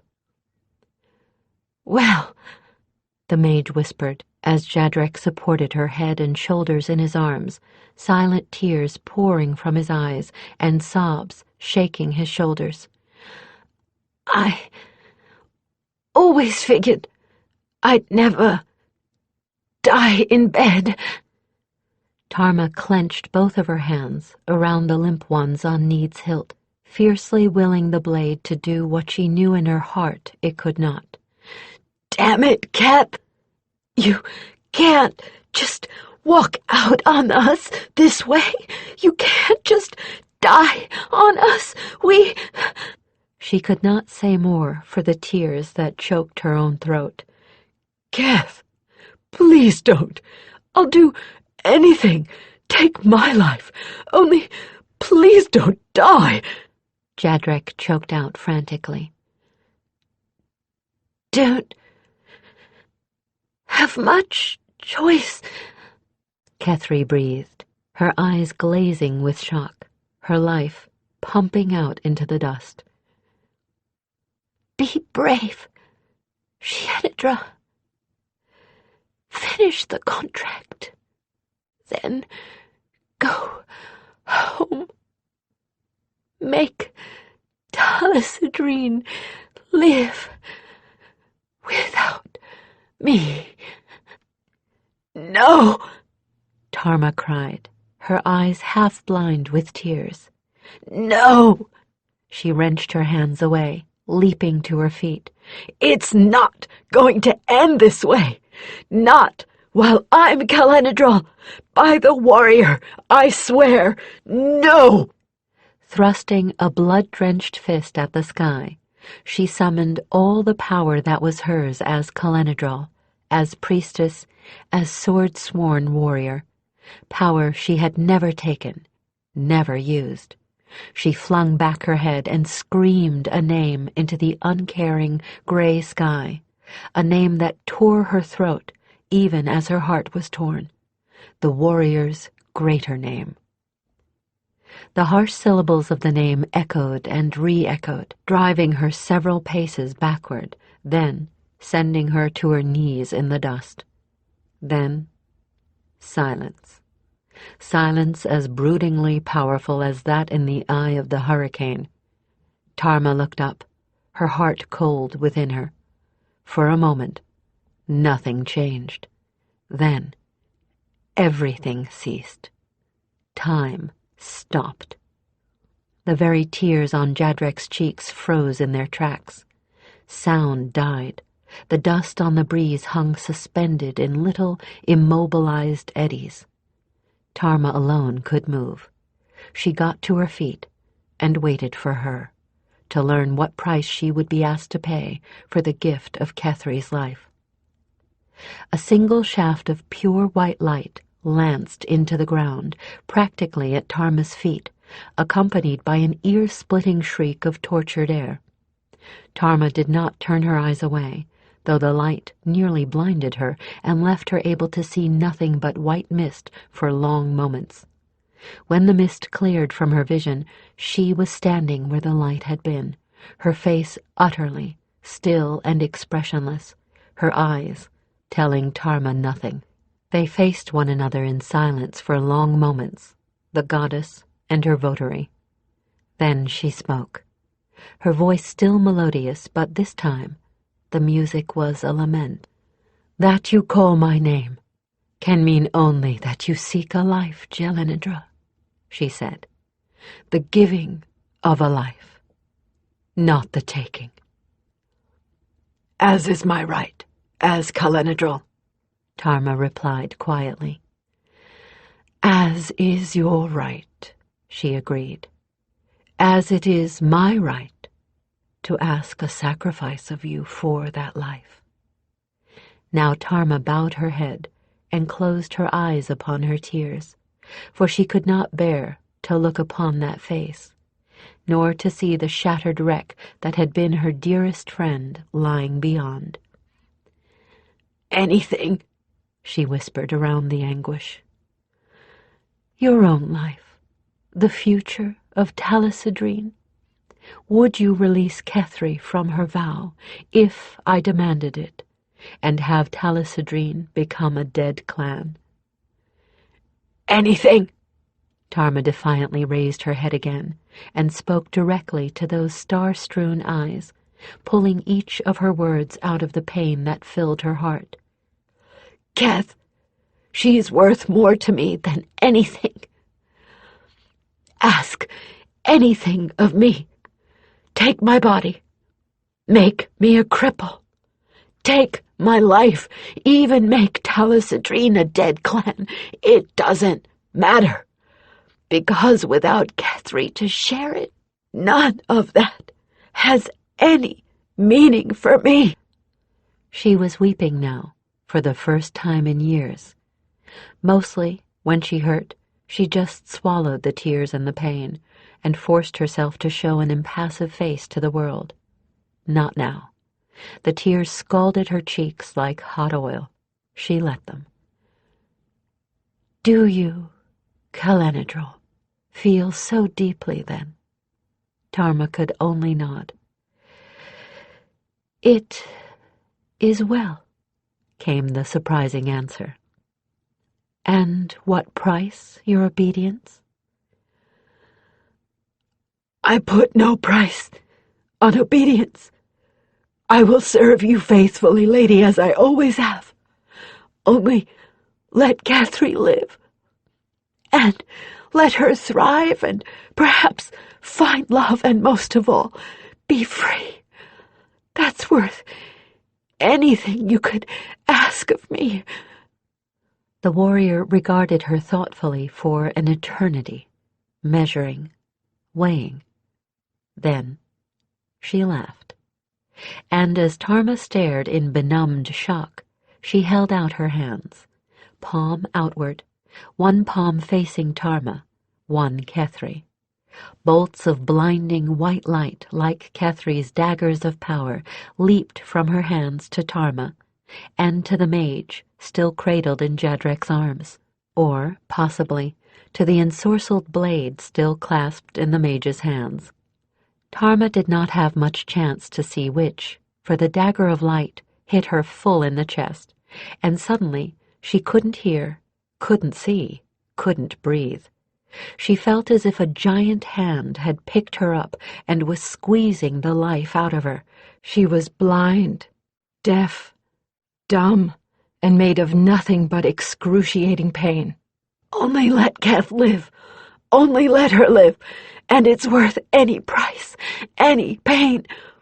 Then she was on her hands and knees, panting with an agony that had left her in the blink of an eye, half sprawled in the cold dust of the valley, while beside her, a white-faced Jadrek cradled a dazed, shocked, and completely healed Kethry.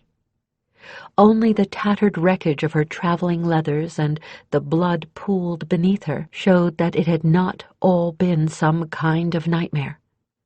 As Tarma stared, still too numb to move, she could hear the jubilant voice of the warrior singing in her mind. "It is well that you have opened your heart to the world again, my sword. My Kalenadrol were meant to be without desire, not without feeling. Remember this always. To have something, sometimes you must be willing to lose it. Love must live free, Jelenadra. Love must ever live free." Chapter 10. Jadrek blinked, trying to force what he had just witnessed into some semblance of sense. He was mortally confused. One moment, Kethry is dying. There's no chance anyone other than a god could survive her injuries. Then Tarma stands up and shrieks something in Shinaeen, and... Kethry stirred groggily in his arms. He flushed, released her, and helped her to sit up, trying not to stare at the flesh showing through the rents in her leather riding clothing, flesh that had been lacerated a moment ago. "What happened?" she asked weakly, eyes dazed. "I don't really know," he confessed, and thinking, Tarma was here, and now she's over there, and I didn't see her move.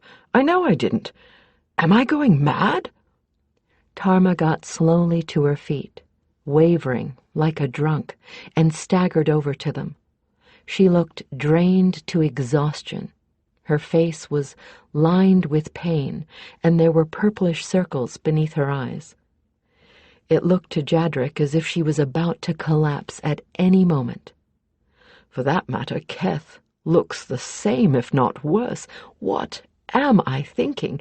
Anything is better than being a heartbeat away from death. Tarma fell heavily to her knees beside them, scrubbing away the tears still marking her cheeks with the back of a dirty hand and leaving dirt smudges behind. She reached out gently with the same hand and patted Kethry's cheek. The hand she used was shaking, and with the other arm she was bracing herself upright. "It's all right," she sighed, her voice sounding raw and worn to a thread. "It's all right. I did something, and it worked. Don't ask what. Bright star, I am tired to death." She collapsed into something vaguely like a sitting position right there in the dust beside them, head hanging. She leaned on both arms, breathing as heavily as if she had just run an endurance race. Kethry tried to move, to get to her feet, and fell right back into Jadrek's willing embrace again. She held out her hand and watched with an expression of confused fascination as it shook so hard she wouldn't have been able to hold a cup of water without losing half the contents. "I feel awful, but," she said, looking down at the shreds of her tunic with astonishment and utter bewilderment. "How did you—" "I said, don't ask," Tarma replied, interrupting her. "I can't talk about it. Later, maybe, not now. It put me through more than I expected. Jadrek, my friend." "Yes?" "I'm about as much use as a week-old kitten, and Keth's worse off than I am. I'm afraid that for once you're going to get to play man of muscle." She looked aside at him and managed to muster up a half grin. There wasn't much of it, and it was so tired it touched his heart with pity. But it was real, and that comforted him. "Whatever has happened, she knows exactly what she's doing, and it will be all right. Tell me what you want me to do," he said, trying to sound just as confident. "There's still myself," Worrell's dry voice echoed in their thoughts. "I have no hands, but I can be of some help." "Right you are, Furface. Oh, gods!" Tarma groaned as she got back up to her knees and took Kethry's chin in her hand, tilting it up into the light. Jadrek could see that Kethry's pupils were dilated and that she wasn't truly seeing anything. "What I thought. Keth, you're in shock. Fight it, love. Jadrek and Worrell are going to find some place for us to hole up for a while." Tarma transferred her hold to Kethry's shoulder and shook her gently. "Answer me, Keth." "Gods," Kethry replied distantly. "And sleep?" "As soon as we can. Fight, Idra." "I'll try." "Worrell, get the horses over here, would you? Jadrek, you're going to have to help Keth mount. She's got no more bones right now than a sponge." He started to protest, but she cut him off with a weary wave of her hand. "Not to worry. Our ladies are battle mares and they know the drill. I'll get them to lie down. You watch what I do, then give Keth a hand, and steady her as they get up. No lifting, just balancing. Hi?" "As long as I'm not going to have to fling her into the saddle," he replied, relieved, "I don't see any problem." "Good man," she approved. "Next thing, Worrell will go looking for shelter. I want something more substantial than the tent around us tonight. You'll have to stay with us. Keep Keth in her seat. I'll be all right. I've ridden semi-conscious for miles when I've had to. When Worrell finds us a hole, you'll have to help us off and do all the usual camp duties." "No problem there either. I'm a lot more trail-wise than I was before this trip started. Aye, and sounder in wind and limb, too." Worrell appeared, the reins of Jadrek's palfrey in his mouth, the two battle mares following without needing to be led. Jadrek watched as Tarma gave her Ironheart a command in Shinaeen, and was astounded to see the mare carefully fold her long legs beneath her and sink to the dusty ground, positioning herself so that she was lying within an arm's length of the exhausted swordswoman. Tarma managed to clamber into the saddle, winding up kneeling with her legs straddling the mare's back. She gave another command, and the mare slowly lurched to her feet, unbalanced by the weight of the rider, but managing to compensate for it. Tarma glanced over at Jadrek. "Think you can deal with that?" "I think so." Tarma repeated her command to Hellsbane. The second mare did exactly as her herd sister had. Jadrek helped Kethry into the same position Tarma had taken, feeling her shaking from head to toe every time she had to move. Tarma gave the second command, and the mare staggered erect, with Jadrek holding Kethry in the saddle the whole time. Worrell flicked his tail, and Jadrek felt a wave of approval from the Kyrie. I go, packmates. You go on. It were best you removed yourselves from the scene of combat. Spies? Jadrek asked aloud. Possible.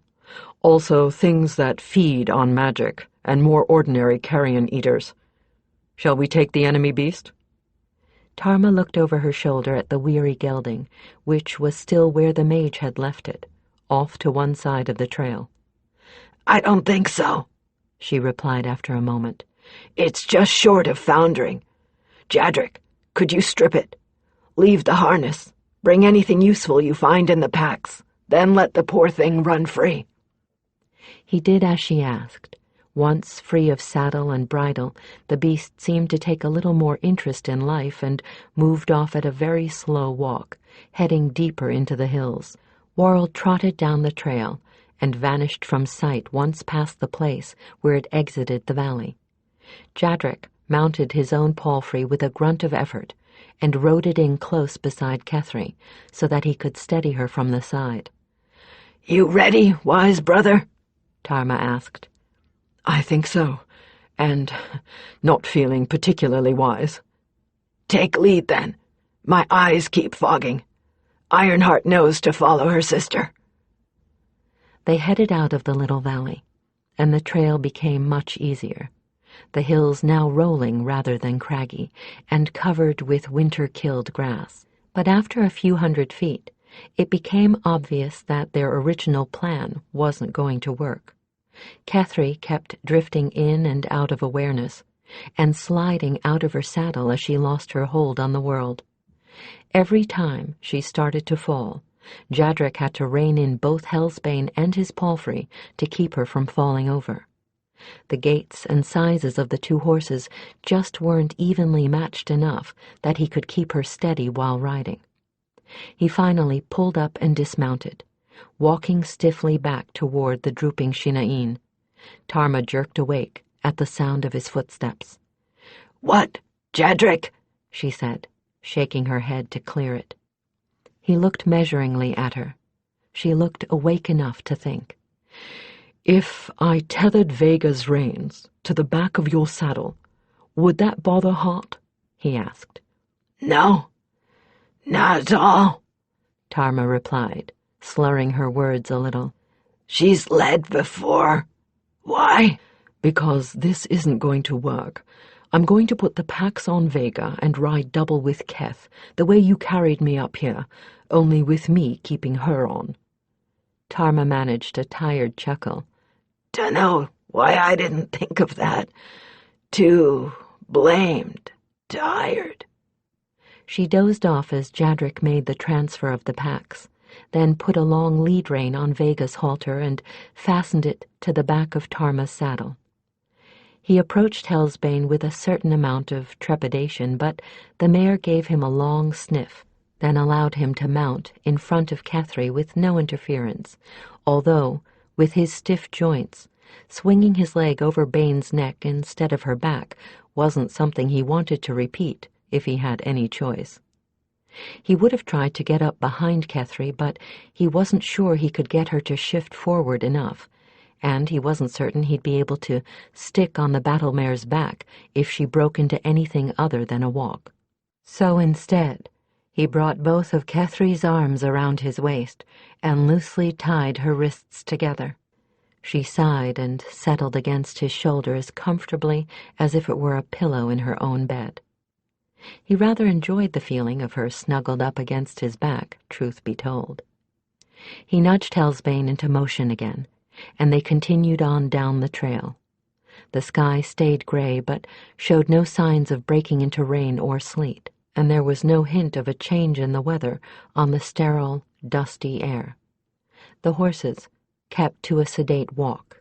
Tarma half slept, and Kethry was so limp he was certain she was completely asleep. It was a little frightening, being the only one of the group still completely functional. He wasn't used to having people rely on him. It was exciting, in an uneasy sort of way, but he wasn't sure that he liked that kind of excitement. Worrell returned from time to time, always with the disappointing news that he hadn't found anything. Jadrek began to resign himself to either riding all night and hoping that there wasn't going to be another storm, or trying to put up the tent by himself. But about an hour before sunset, the Kyrie came trotting back with word that he'd found a shepherd's hut, currently unused. Jadrek set Hellsbane to following him off the track, and Ironheart followed her without Tarma ever waking. She did come to herself once they'd stopped, and she seemed a bit less groggy. She got herself dismounted without his help, got their bedrolls off Vega, and carried them inside with her. She actually managed to get their bedding set up while Jadrek slid the half-conscious mage off her horse, then assisted her to stagger inside and laid her down on the bedding. With a bit of awkwardness at the unaccustomed tasks, he got the horses bedded down in a shed at the side of the little building. By the time he'd finished, Kethry was sound asleep in her bedroll, and Tarma was crawling into her own. "Can't keep my eyes open," she apologized. "Then don't try. I can do what's left, I think," he added mentally. But his trail skills had improved. He managed to get a fire going in the fire pit, thought about making supper and decided against it, opting for some dried beef and trail biscuit instead. With the fire dimly illuminating their shelter, he made a quick inspection of the place, thinking, "It would be my luck to come upon a nest of hibernating snakes." But he found nothing untoward. In fact, it was a very well-built shelter, with stone walls, a clean dirt floor, and a thatched roof. It was a pity it didn't have a real fireplace. A good half of the smoke from the fire was not finding the smoke hole in the center of the roof, and his eyes were watering a bit. But it was clean and dry, and now growing warm from the fire. He watched the moving shadows cast by the fire onto the wall, chewed the leathery strip of jerky, and tried to sort himself out. Worrell came in once to tell him that he'd hunted and eaten and was going to stand guard outside. After that, he was alone. "What kind of a fool have I shown myself to be?" he thought, still confused by the events of the last few hours. "Did anyone even notice?" He watched Kethry as she slept, feeling both pleasure and pain in the watching. How much did Tarma see? Gods above, I'm afraid I've gone and fallen in love like a green-sick fool. At my age, I should bloody well know better. Still, given the state they'd all been in, Tarma probably hadn't been in a condition to notice much of anything except her oath sister's plight, and I would give a great deal to know how she managed to bring Kethry back from death's own arms, because she's as much as admitted it was all her doing, and I can only wonder what it cost her, besides strength and energy. Maybe that's why she didn't want to talk about it. Still and all, she really isn't acting as if it cost her nearly as much as if whatever had happened shook her down to her soul. I think perhaps she learned something she didn't expect to. Whatever it was, I think perhaps the outcome is going to be a good one. She almost seems warmer somehow, more open. Would she ever have put all her safety and Keth's in my hands before? I don't think so. He stretched, taking pleasure in the feel of joints that weren't popping and bones that didn't creak. He was sore from the unaccustomed work, but not unbearably so. Although, Lady of Light, I've been working like a porter all afternoon and not had so much as a twinge in the old bones. Now, was that just because I was keyed up, or was it something else? Well, I'll know tomorrow. If I ache from head to toe, I'll know I was not privileged to be the recipient of a miracle. And, meanwhile, the fire needs feeding. So he watched Kethry, huddled in his own blankets, while he fed the fire, and waited for the morning. Carter's Lane in the capital city of Petrus was living up to its name, even this close to the time for the evening meal. The street was wide enough for 4 wagons moving 2 abreast in each direction, and all 4 lanes were occupied by various vehicles now. The steady rumbling of wheels on cobblestones did not drown out the equally steady hum of voices coming from all sides. Carter's Lane boasted several popular taverns and drink shops, not the least popular of which was the Pig and Potion. This establishment not only had an excellent cook and an admirable brewmaster, but in addition offered various forms of accommodation, ranging from single cubbyholes, with bed, that rented by the hour, to rooms and suites of rooms available by the week or month. It was from the window of one of the latter sorts of lodging that a most attractive young wench was leaning, her generous figure frequently taking the eyes of the cart drivers from their proper work. She was, in fact, the inadvertent cause of several tangles of traffic. She paid this no heed, no more than she did the equally persistent calls of admiration or inquiries as to her price. She was evidently watching for something, or someone, and to the great disappointment of her admirers, she finally spotted what she was watching for. "Otten!" the brown-haired, laughing-eyed wench called from her second-floor window. "I've waited days for you, you ungrateful beast!" "Now, Jana!" The scar-faced fighter, who emerged from the crowd to stand on the narrow walkway beneath her, looked to be fully capable of cutting his way out of any fracas, except, perhaps, this one. "Don't you now Jana me, you brute!" She vanished from the window, only to emerge from a door beside it. The door led onto a balcony, and the balcony gave onto a set of stairs that ran down the outside of the inn. Jana clattered down these stairs as fast as her feet could take her. "You leave me here all alone, and you never come to see me, and you never send me word, and—" "Enough! Enough!"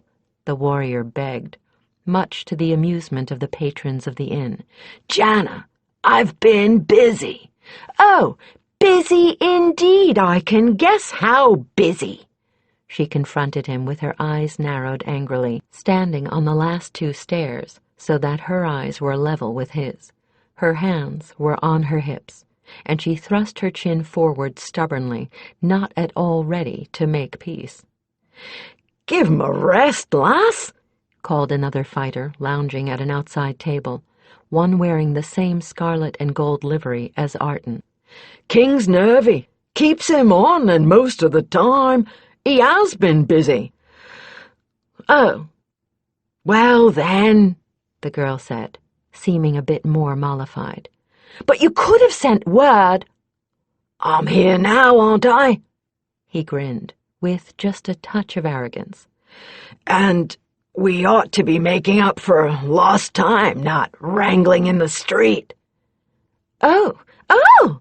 she squealed in surprise as he picked her up, threw her over his shoulder, and carried her up the stairs. He pulled the door open, closed it behind him. Silence. One of the serving girls paused in her distribution of ale mugs, sighed, and made calf eyes at the closed door. "Such a man. Wished I had me one like him." "Spring is a-borning and young love with it," intoned a street minstrel, hoping that the buxom server would take notice of him. "Young lost, you mean, rhymester," laughed the second fighter. "Arton's no fool. That's a nice little piece he brought with him out of the country, and cheap, at the price of a room, a bit of feeding, and a few gewgaws. One of these days I may go see if she's got a sister who wants to leave the cow-flops for the city. If you can get any girl to look at your ugly face," sneered a third. The mutter of good-natured wrangling carried as far as the second-floor room, where the young fighter had collapsed into a chair groaning. The room's furnishings were simple: a bed, a table, a wardrobe, and 3 chairs, and an enormous wolf-like creature on the hearth. "Warrior's oath, Kath. You might make yourself lighter next time," the warrior groaned. "My poor back." If I'd known you were going to play border bridegroom, I'd have helped you out, you idiot, the brown-haired girl retorted, closing the shutters of the room's single window, then snatching a second chair and plopping down into it. Tarma, where the hell have you been these past few days? A note of 3 words does not suffice to keep me from having nervous prostrations. I told you she was all right, the Kyrie sniffed, but you wouldn't believe me. Worrell's right, Keth. I figured that he'd tell you if anything was wrong, so I wasn't going to jeopardize my chances by doing something marginally out of character. And I've been busy, as I said, Tarma replied, rubbing her eyes. Damn, can't you do something about the way these spells of yours make my eyes itch? Sorry, not even an adept can manage that. Tarma sighed. Char has gotten the wind up about something. Maybe he's even getting some rumors about our work, who knows. Anyway, he's been keeping me with him day and night until I could find somebody he trusts as much as me to spell me out. How is the conspiracy business going? Kethry smiled and ran her hands through her hair. Better than we'd hoped in a lot of ways. Jadric will be giving me the signal as soon as he's done with his latest client, so why don't we save our news until we're all together? Fine by me. I don't suppose you've got anything to eat around here. Why? Don't they feed you at the palace? Having gotten leave to go, I wasn't about to stick around and maybe get called back just so I could feed my face, Tarma retorted. Kethry raised one eyebrow. Charles that nervy? Tarma spotted half a loaf of bread and a chunk of cheese on the table behind Kethry and reached forward to seize both. He's that nervy, she agreed, slicing bits off the cheese with her belt knife and alternating those tidbits with hearty bites of bread. She would have said more, but a gentle tapping came from the wall. Kethry jumped up out of her chair and faced the wall, holding both palms at shoulder height and facing it. The wall itself blurred for a little. Then the door that had been hidden by Kethry's illusion swam into view. Jadric pushed it open and stepped into the room. There had not been a door there when they'd taken these 2 rooms. Jadric's suite opened only into the inn, and Kethry's had 2 doors, the exterior and one like Jadric's, opening on the inn corridor. But what could be done by hands could also be done by magic, and within 1 day of Kethry's taking possession of this room, she had made, then concealed, the door in their common wall. It was a real door and not a magic portal, just in case Jadric ever needed to make use of it when Kethry was not present, for Kethry had set the spell of concealment so that he controlled it on his side of the wall. And how does the master astrologer? Asked Tarma genially. Better than when he was master archivist, Jadric chuckled.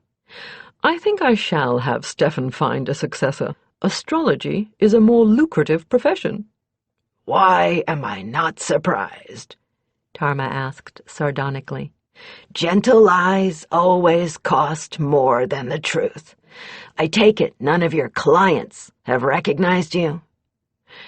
It wouldn't be likely, he replied mildly, taking the 3rd unoccupied seat around the little table. Most of my clients are merchants' wives. When would any of them have seen the court archivist? Or, given your notable ability to fade into the background, noticed him if they'd seen him, added Kethry. All right, Tarma, love, you first. Right. Jadric, I managed to deliver all but one of your messages.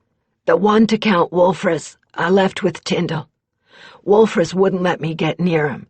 I can't much blame him, since I have been building quite a formidable reputation as Char's chief bully boy. Is that why he trusts you? Kethry asked. Partially. Don't worry, though. That reputation is actually doing me more good than harm. If anyone notices when I take somebody aside for a little chat, it doesn't do them any benefit to tell the king because Char assumes I'm delivering threats. She chuckled. Keth, that adept we took out, was the only one Char had. The rest of his mages are master and journeyman class, so don't worry about this disguise continuing to hold." Kethry heaved a sigh of profound relief. "Thank the gods for that. That did have me nervy. How are you getting on with Char? You said far better than we'd hoped?" "That's a good summation. He doesn't trust any of his native guards, and he doesn't trust his nobles. That leaves him with me, a couple of other landless mercs, and a handful of outland emissaries. Since I'm trying to give an imitation of a free fighter with a veneer of civilization and a range of interests slightly beyond food, fornication, and fighting, he seems to be gravitating more and more toward me." "And, needless to say, you're encouraging him."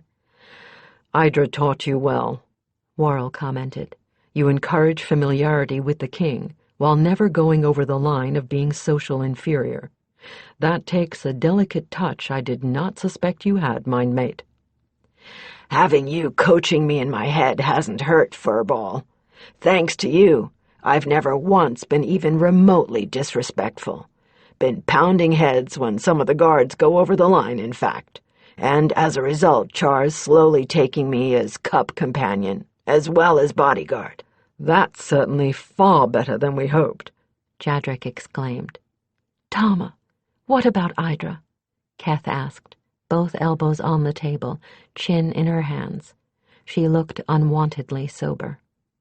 Tarma sighed and rubbed one temple. "Keth, we both know by now she's got to be dead." Kethry nodded reluctantly, as Jadrik bit his lip. "I just didn't want to be the one to say it," she replied sadly. "Need's pull just hasn't been strong enough for her to have still been alive." "I too have suspected the same." Tarma sighed. "I think I realized it. Really believed it a couple of days after." She stopped for a moment and looked squarely at Jadrik. "He's an out-clansman," she thought, weighing him in her mind. "But why not? No reason why he shouldn't know. If Keth has her way, he won't be an out-clansman for long. After I called one of the Leshiai and got the star-eyed warrior instead, that night in Valdemar. You know the evening when Roald and I came back as best of friends? He saw her too, and she made it clear to both of us that we were all on the same side. Do you remember how she turned the set of his whites I was wearing black?" Kethry nodded slowly. Then real enlightenment dawned. "Black is for vengeance and blood feud." "Right," Tarma nodded. "She could have left my clothing alone. She could have changed it to brown if she was truly offended at me being out of Kalenadral colors, which I think is rather unlikely. She doesn't get that petty. But she didn't leave the whites white. And she'd already convinced me that Roald and Stephenson were on the side of the righteous. She can be very subtle when she chooses. And she was trying to give me a subtle message, that I was back on Blood Trail. So who would be the logical one for me to avenge, and who would be the logical target for vengeance?" "Idra and Char." "Right and right again. My only questions now are, was it accident or premeditated, and how he did it?" She tightened her jaw and felt very nearly murderous at that moment. "And the closer I get to him, the likelier I am to find the answers to both." She let the sentence hang for a long moment, then coughed slightly. "Jadrik, your turn." "I've been approached by 3 of those nobles you contacted for me, via their wives," he said, visibly shaken by Tarma's assertions, and yet unsurprised by them, as if her words had only confirmed something he had known, but had not wished to acknowledge that he knew. They were already planning some sort of action on their own, which, given their temperaments, was something I had thought fairly likely. In addition, I have been approached by those I did not expect, prelates of no less than 5 separate orders. It seems they had already spoken quietly with my chosen highborn, and went on to you. Logical. Tarma nodded thoughtfully. And what prompted their dissatisfaction? Oh, a variety of causes, from the altruistic to the realistic. He wrinkled his brow in thought. Mind you, I don't personally know as much about the clergy as I do the court, but they seem to be appropriate responses, given the personalities of those I spoke with and the philosophies of their orders. Huh?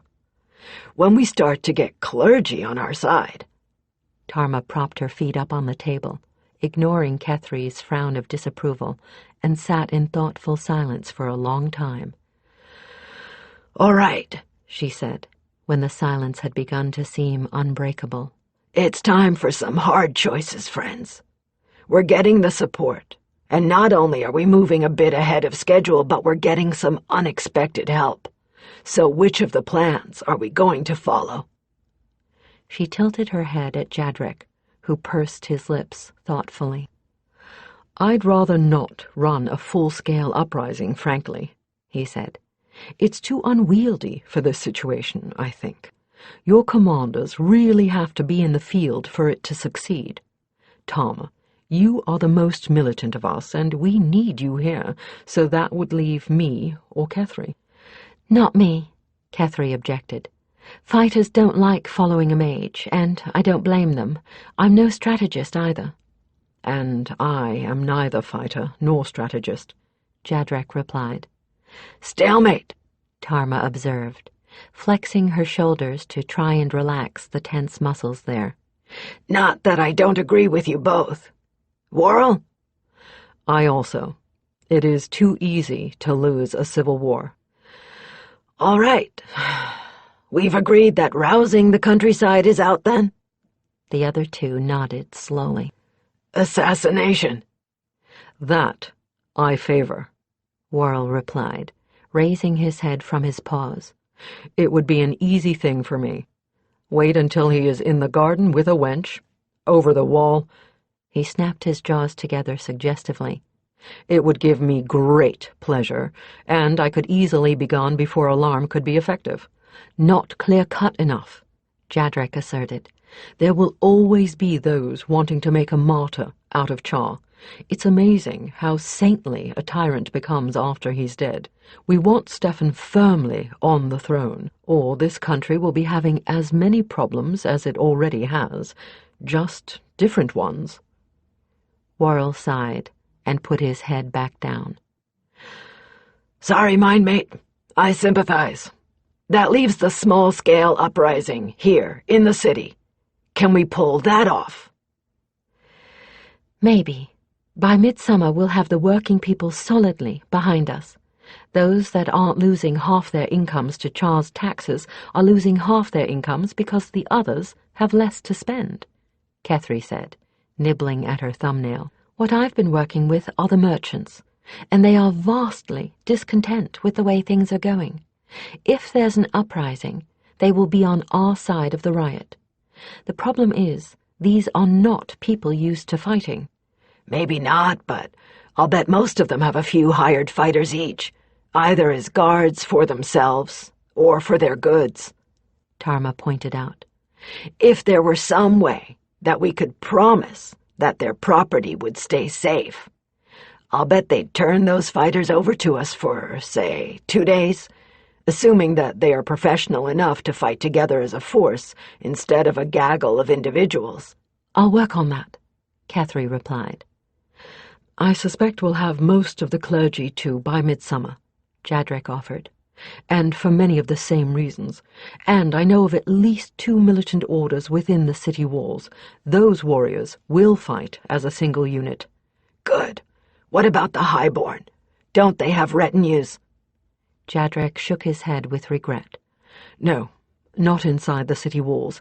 That was one of Distillion's edicts. No noble can have more than 4 armed retainers when at court, and you know the size of Char's guard force. He's got a small army, not even counting his personal guard, Tarma agreed ruefully. Still, maybe I can come up with a notion. I might be able to work a bit of subversion in Char's forces, who knows? Let's stick with the local uprising plan. I think we're all agreed it's got the best chance of success. She swung her feet down off the table and noticed with surprise that the light coming through the closed shutters was red. Damn! Sunset already? I've got to be getting back.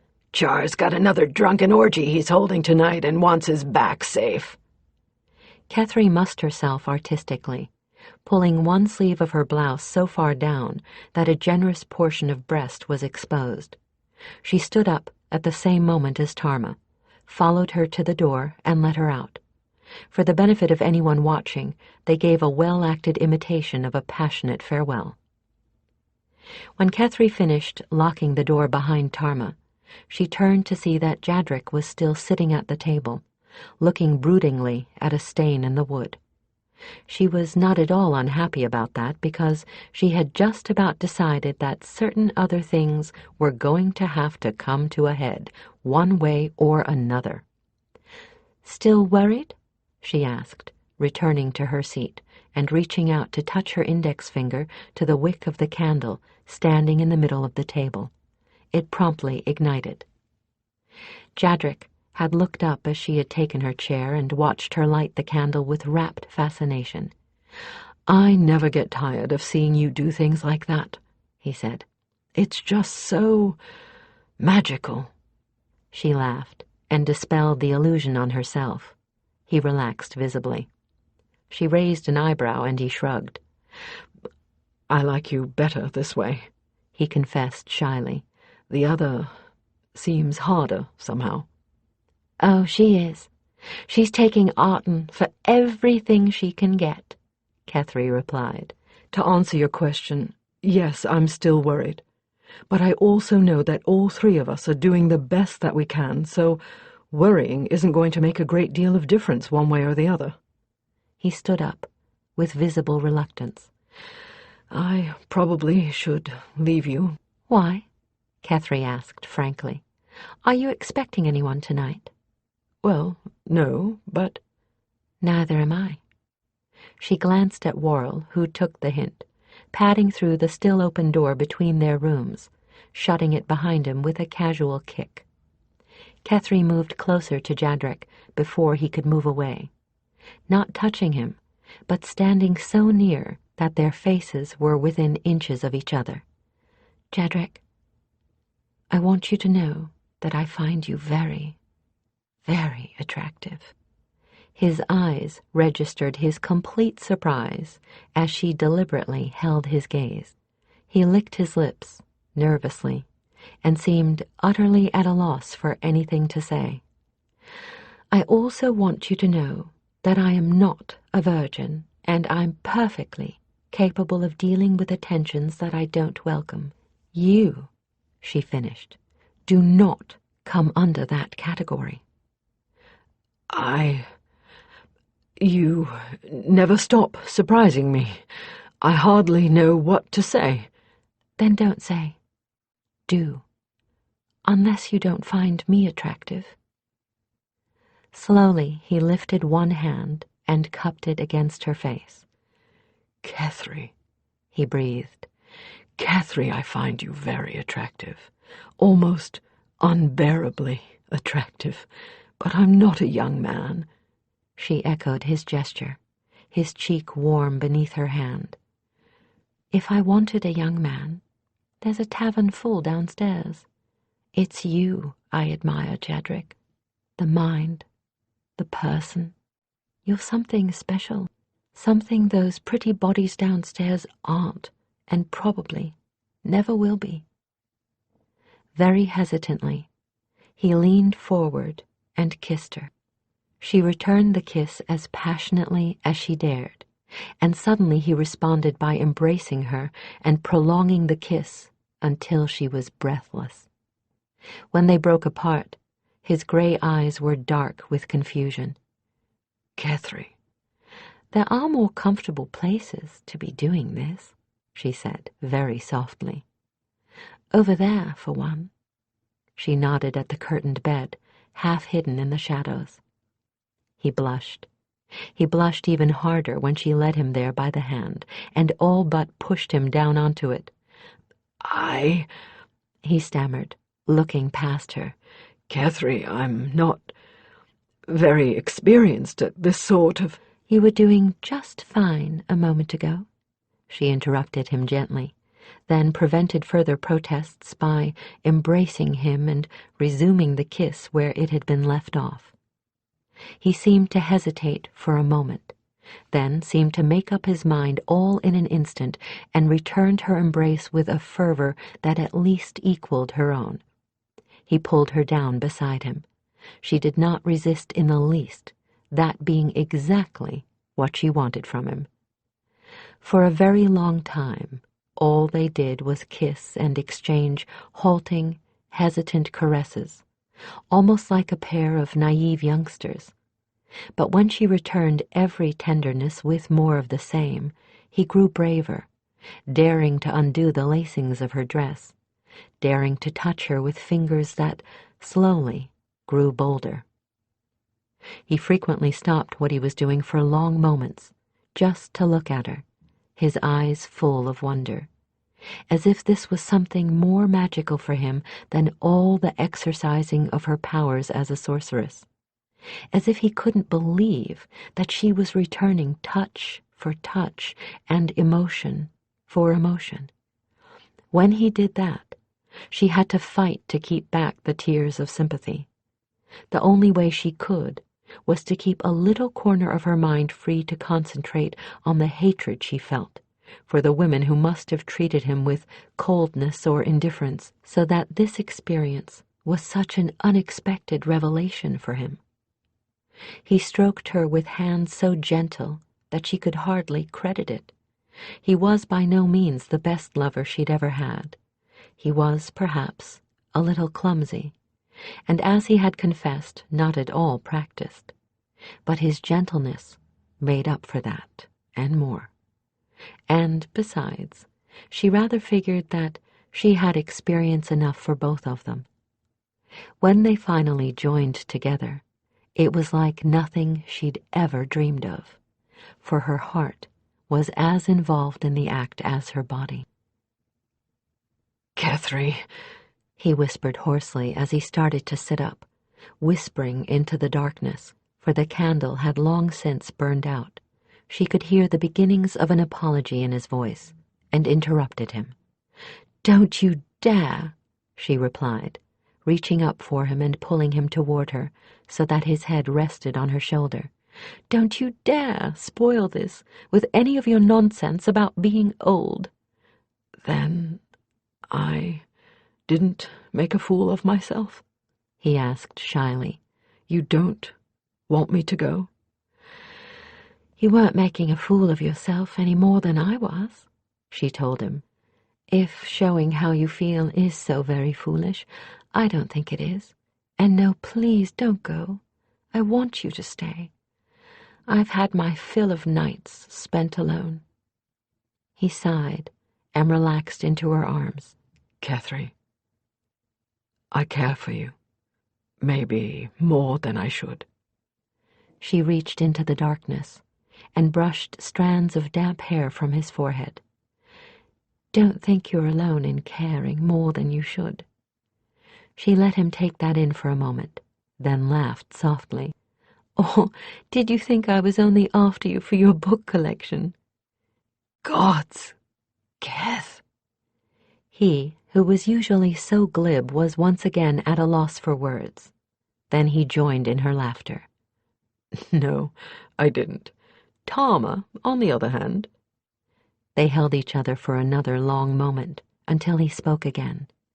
"Kethry, what we've got ahead of us—" "Makes promises foolish," she interrupted him. "We've already made all the promises either of us dare to for now. Let's just enjoy what times we have and worry about staying alive, shall we?" "That's probably wise," he replied, with a reluctance that made her heart race. He raised himself on his elbow for a moment, and cupped her face in both hands and kissed her in a way that made his words about not making promises a lie. And eventually, he fell asleep with his head cradled on her shoulder. Kethry held him, her heart full of song. "Oh, Windborn, this is the one," she thought, before she joined him in slumber. He's like something I've always missed, and never known I missed it until now. But now, I could never be content with anyone but him. Not ever again. Chapter 11. Kethry sighed, rose from her chair, and went once more to the window. She stood there restlessly, leaning on the sill with her chin in her hand, watching the street below, a dark silhouette against the oranges and reds of a spectacular sunset. "More than a hint of weariness in that sigh," Jadrek thought sympathetically, rubbing his tired eyes. "Last night was yet another late night, with both of us too exhausted at the end of it to do anything other than sleep. Tonight looks to be the same. There's never a moment to spare for simple things like food and sleep, much less anything else. I want to tell her how I feel, that I love her, but there never seems to be any time, much less the right time." He studied the way she was holding herself, the sagging shoulders, the way she kept turning her head a little to ease the stiffness he knew was in her neck because he had loosened those muscles for her far too many times of late. His own neck felt as stiff, and he felt echoes of those same aches in his own shoulders. Gods, we're both tired, mentally and physically. She spent more hours cajoling stubborn, suspicious merchants than I care to think about. I've spent almost the same number of hours dancing around the touchy sensibilities of priests and highborn. Not the way I would have chosen to spend our time, and both of us return from meetings so completely drained. Conspiracy is for the young. Combining it with a love affair is insanity." Worrell gave an amused snort from where he lay curled on his chosen spot on the hearth. "You manage well enough, wise one," the rough voice in Jadrek's mind said. "That is solely, I suspect, because our opportunities have numbered far less than our wishes." Jadrek thought at him, feeling a little more revived just by the casual contact with the Kyrie's lively mind. "I fear that even the supposed wisdom of accumulated years fails to keep my desire from outstripping my capabilities. The only difference between my youth and my age is that now I am not ashamed to admit the fact." The Kyrie snorted contemptuously again, but Jadrek ignored him and continued.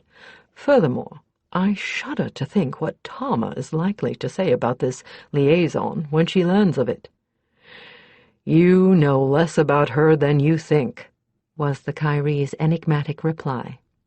Suddenly the great beast raised his head and stared in the direction of the palace. "A message." "What?" Jadrek asked aloud, as Kethry turned to look sharply at the lupine creature. "Tarma sends her regrets, but Char requires her presence, and she seems to think that the Trandust he intends to abuse this evening might make him talkative. Needless to say, she does not intend to miss her opportunity." The Kyrie turned warm and glowing eyes on the archivist. "She asks me to come to the stable at dark, so that she can return here afterward without worrying about spies on her back trail. I would suggest, given your earlier plaint about not having any time to yourselves, that you might take advantage of the occasion that has been presented to you, unless you have other plans." Jadrek nearly choked on a laugh at Kethry's indignant blush. "I think we can find some way of filling in the time," he said aloud, as she glared at both of them. The hour grew late. The candle burned down to a stub, and Kethry replaced it, and still no sign of Tarma.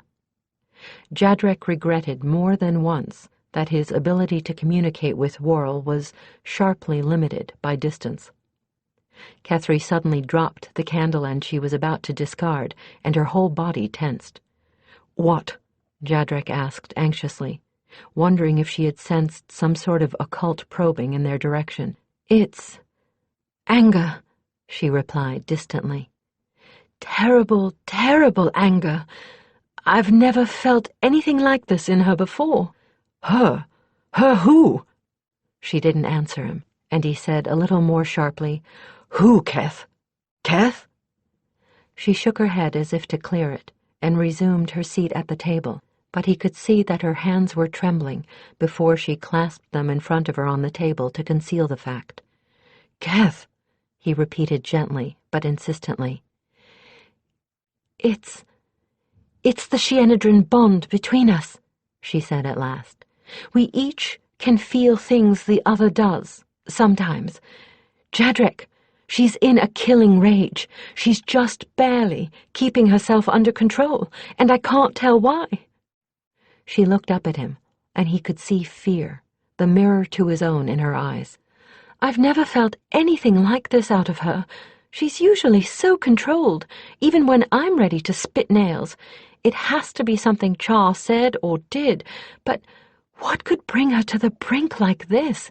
There's enough rage resonating down the bond that I'm half prepared to go kill something." "I don't know," he said slowly. "And I'm almost afraid to find out." They stared at each other helplessly, until finally he reached out and laid his hand over her clenched ones, offering what little comfort he had to give. After that, it was just the deadly waiting.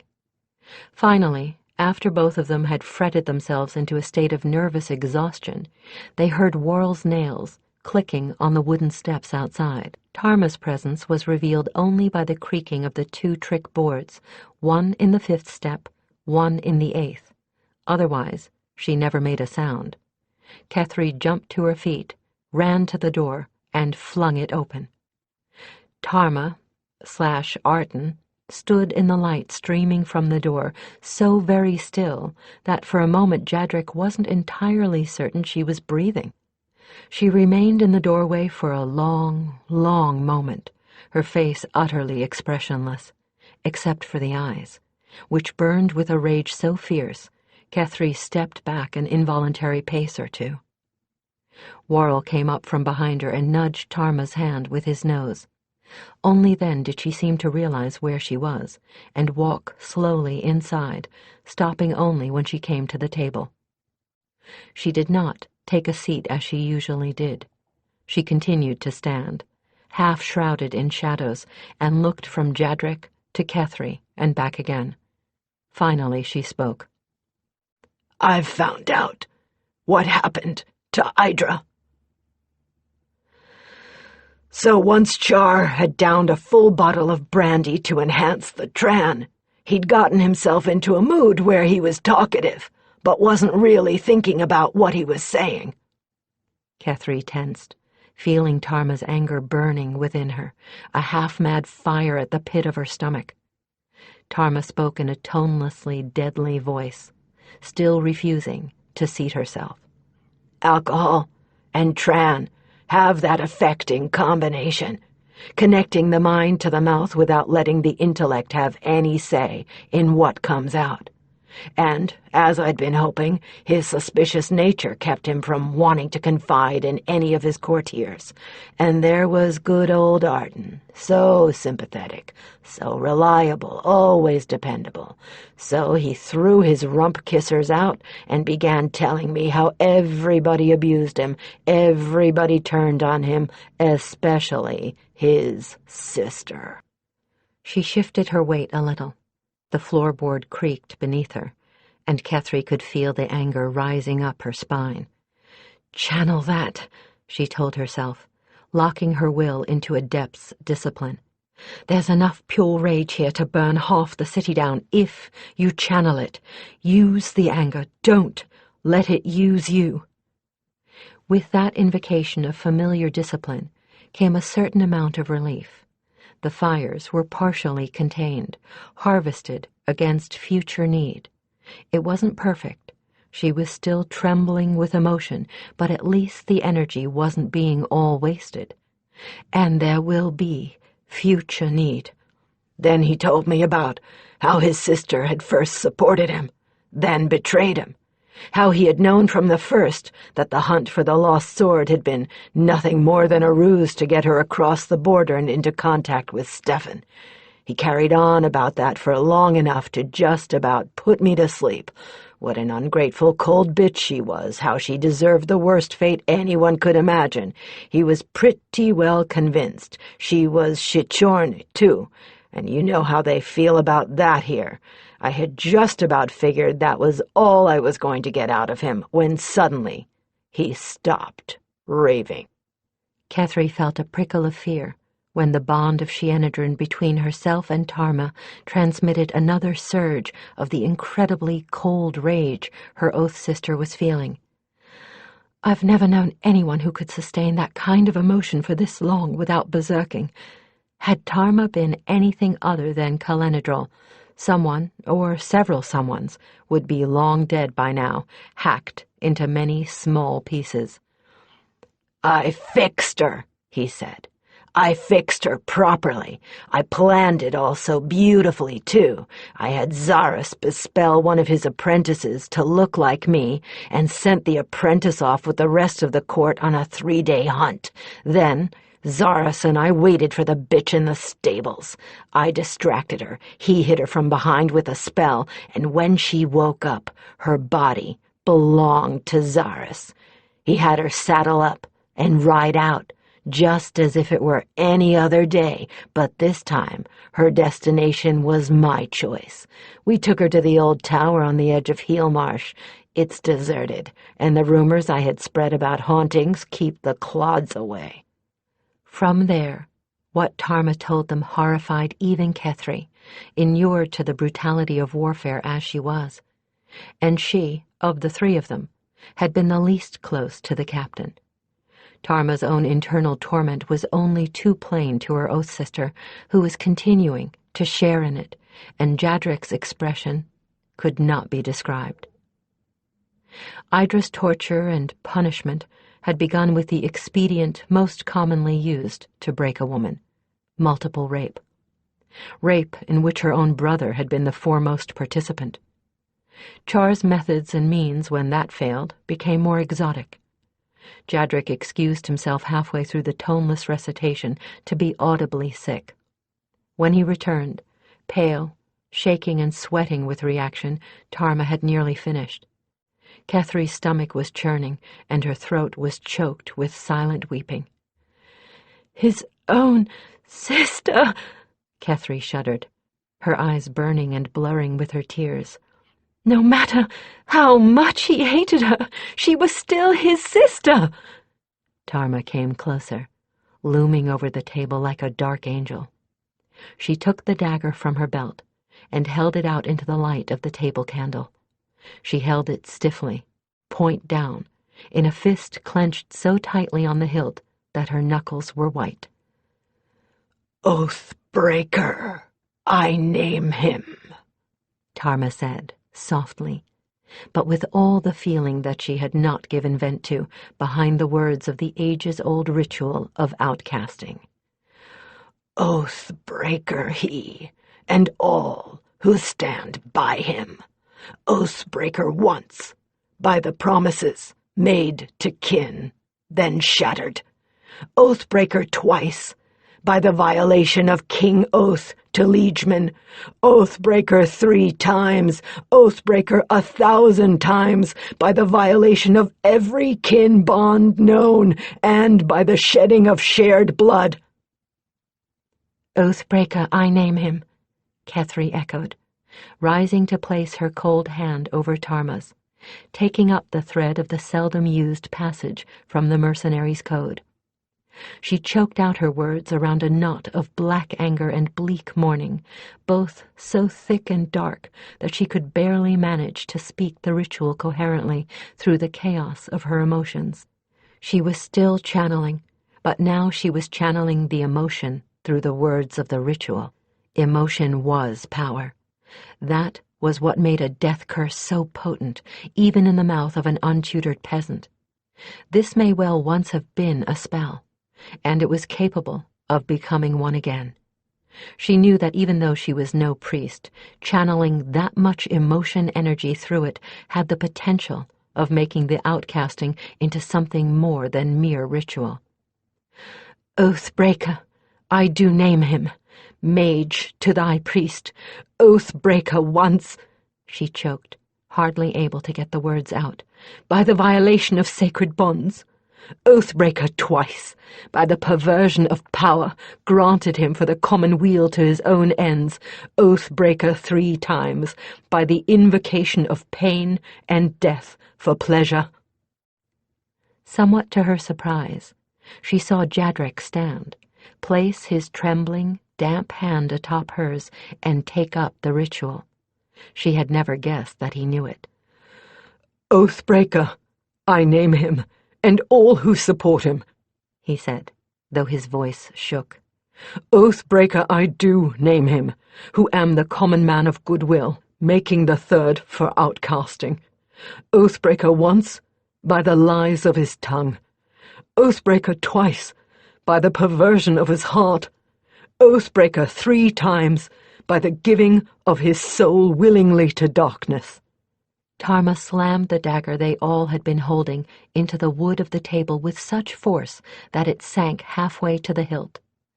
Oathbreaker is his name, she snarled. All oaths to him are null.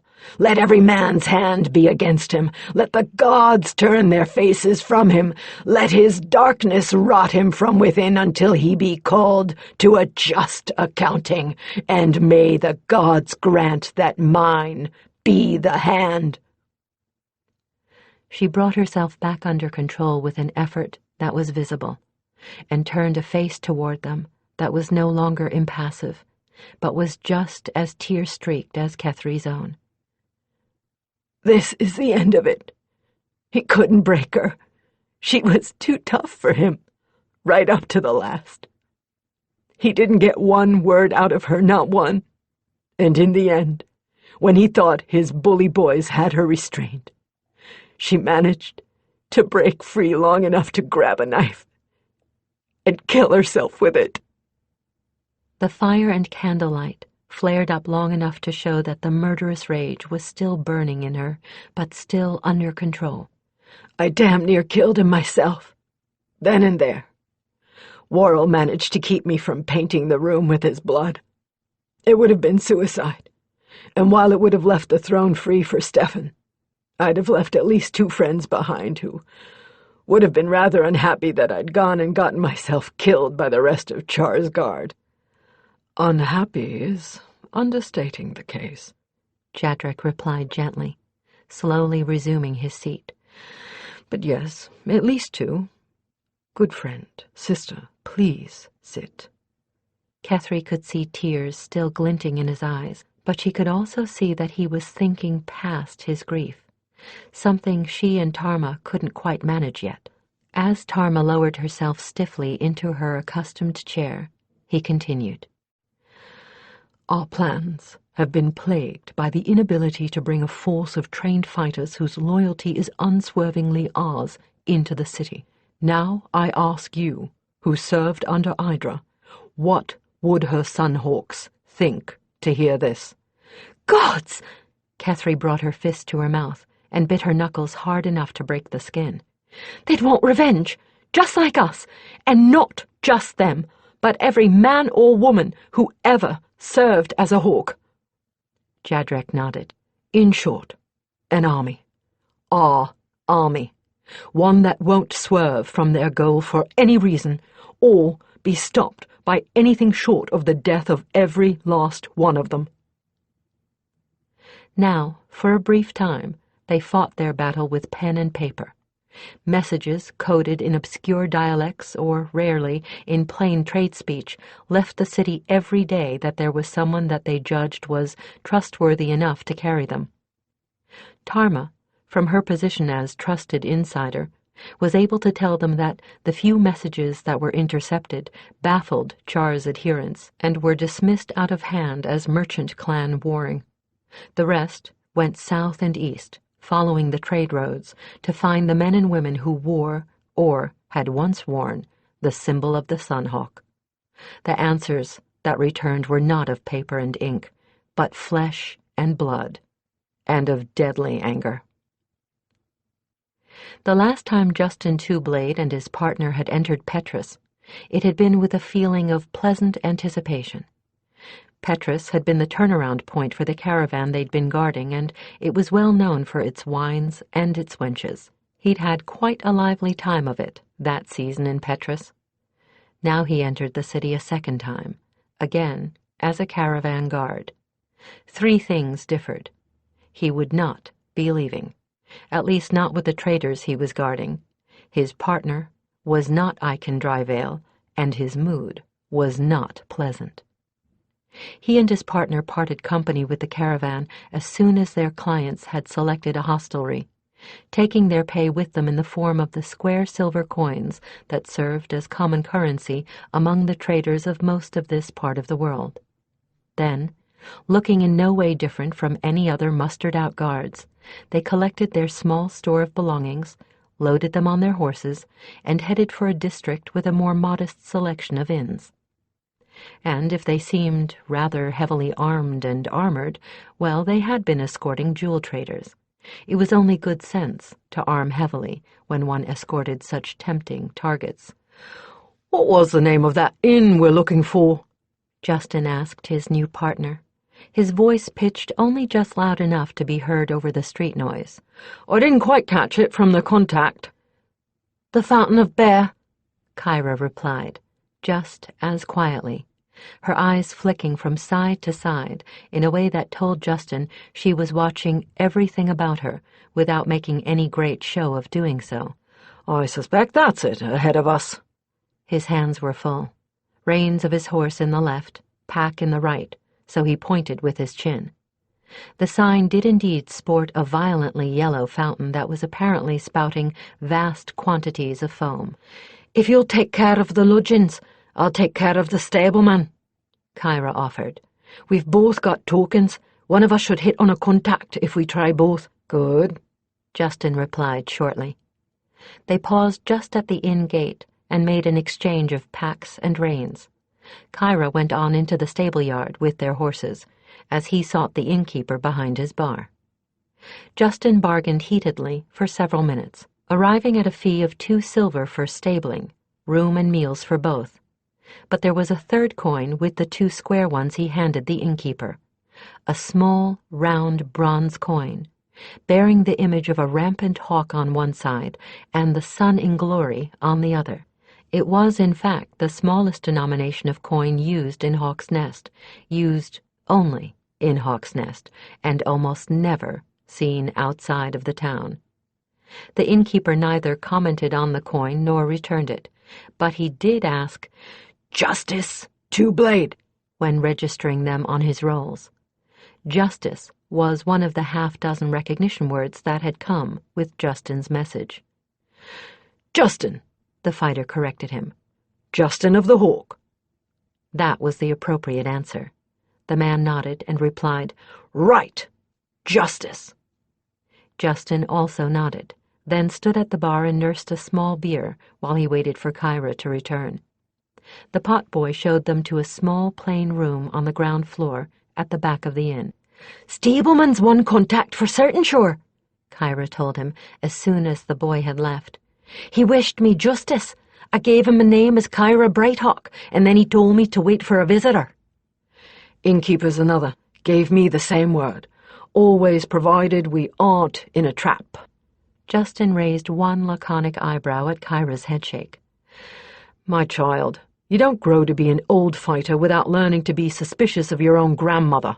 I would suggest to you that we follow enemy territory rules." Kyra shrugged. "You've been the leader.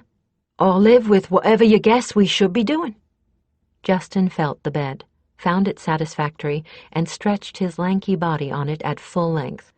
"It is a wise child that obeys its elders," he said, sententiously, then quirked one corner of his mouth. "It is also a child that may live to become an elder." Kyra shrugged good-naturedly. A few moments later, the boy returned with a surprisingly good dinner for two, which he left. Justin examined it with great care, by smell and by cautious taste.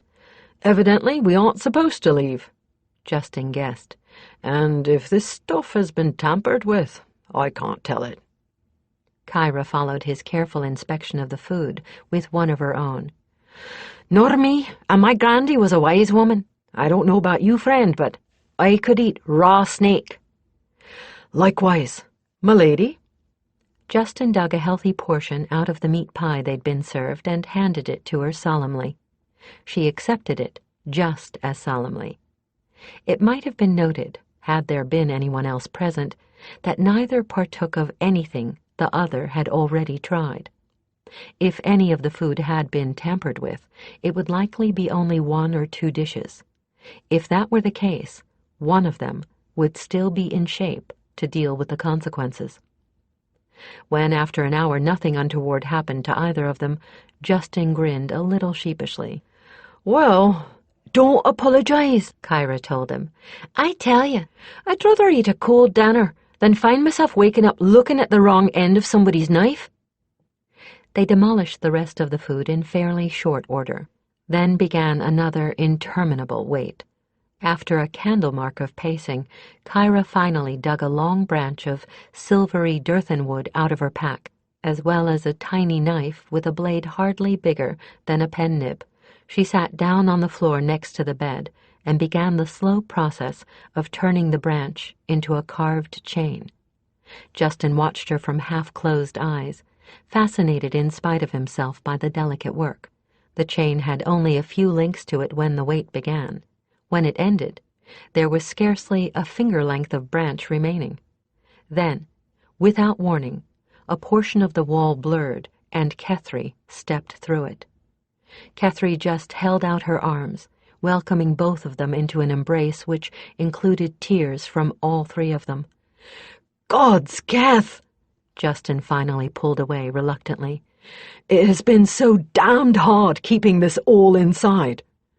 "I know. None better, Windborn. I cannot tell you how glad I am to see you two.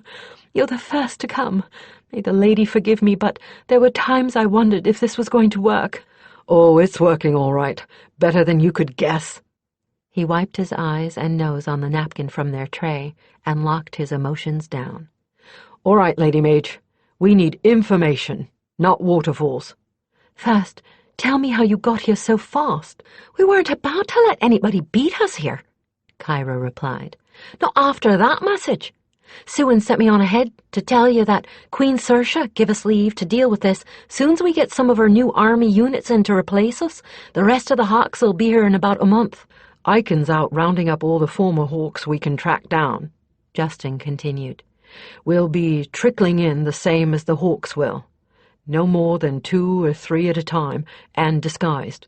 One of the merchant houses is going to let some of us use their colors. Icon took the liberty of taking your name in vain to old Grumio. We have the support of Saoirse's bards and 6 holy orders. We'll be everything from wandering entertainers to caravan guards. You've got a plan, I take it?" "Tarma has. She's worked it out with a couple of highborn we can trust," Kethry told him. "All I really know about is my part of it, but generally we're hoping to accomplish the whole thing with a minimum of bloodshed." "Specific blood," Kyra replied, with a smoldering anger Justin shared. "Oh yes. One of the lot we've already taken out, Rashar's adept, but the others—" Kethry allowed her own anger to show. "Tarma's identified every person that had a hand in the deed, and they will answer to us." Justin nodded slowly. "What about arms? There's going to be at least half of us without much, given the disguises." "Being smuggled into us from an outside source, so that Char won't be alerted that something's up by activity in forges and smithies. We're getting everything Tarma could think of, Bows, arrows with war points, various kinds of throwing knives, grapnels, climbing spikes, pikes, swords. The last is the hardest, that, and armor, but we're hoping most of you will manage to bring your own. Do either of you have a guess how many there might be that we can count on? 600 at an absolute minimum, Justin said with grim satisfaction. That's 400 hawks and the 200 that either retired to Hawk's Nest or that Aiken knows for a fact he can get hold of and will want in. Gods, that's better than I'd hoped, Kethry said weakly. There are 400 regular troops here, about 150 assorted militia, and 50 personal guards belonging to Char. There's some other assorted fighters, but Tarma tells me they won't count for much.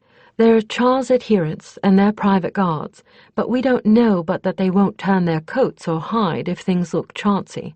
That means we'll be going pretty much one-on-one, all the professionals starting the fight even. Even with his mages? Justin asked dubiously. Kethry raised her chin, her eyes glinting like emerald ice in the light from the window beside her. He hasn't a mage that can come close to me in ability, and I have more power at my disposal than any of them could hope for. Where are you getting that kind of power? Justin asked in surprise. I mean, you're alone. You and the Hawks. Your anger. I can't begin to tell you how strong a force I've already tapped off just you two. When I start to think about 600 Hawks, it makes my head reel. It's the kind of power a mage sees perhaps once in a lifetime, and if I weren't an adept, I'd never be able to touch it, much less control it. You're adept class now? Justin said incredulously. Great good gods, no wonder you aren't worried. Not with power like that at my disposal. I can channel all that anger, harvest it, and save it for the hour of striking. We're the attackers this time. I can set up as many spells as it takes, as far in advance as I need to, spells specifically designed to take out each mage, and wait until the moment of attack to trigger them. I'm assuming only half of those will work. The rest will probably be deflected, but the mages will be off balance, and I can take them out one at a time. I know how mages think. When they're under magical attack, they tend to ignore anything mundane, and they seldom or never work together. White Winds is one of the few schools that teaches working in concert. I think we can plan that they will be concentrating on me and not on anything non-magical, and that they won't even think to band together against me. Justin nodded, satisfied. Sounds like you people have a pretty good notion of what you're about. Now comes the hard part. Uh-huh, Kethry nodded. Waiting. Singly, or by twos and threes, the Hawks came, just as Justin had told Kethry they would. Each of them arrived in some disguise, some seeming utterly harmless.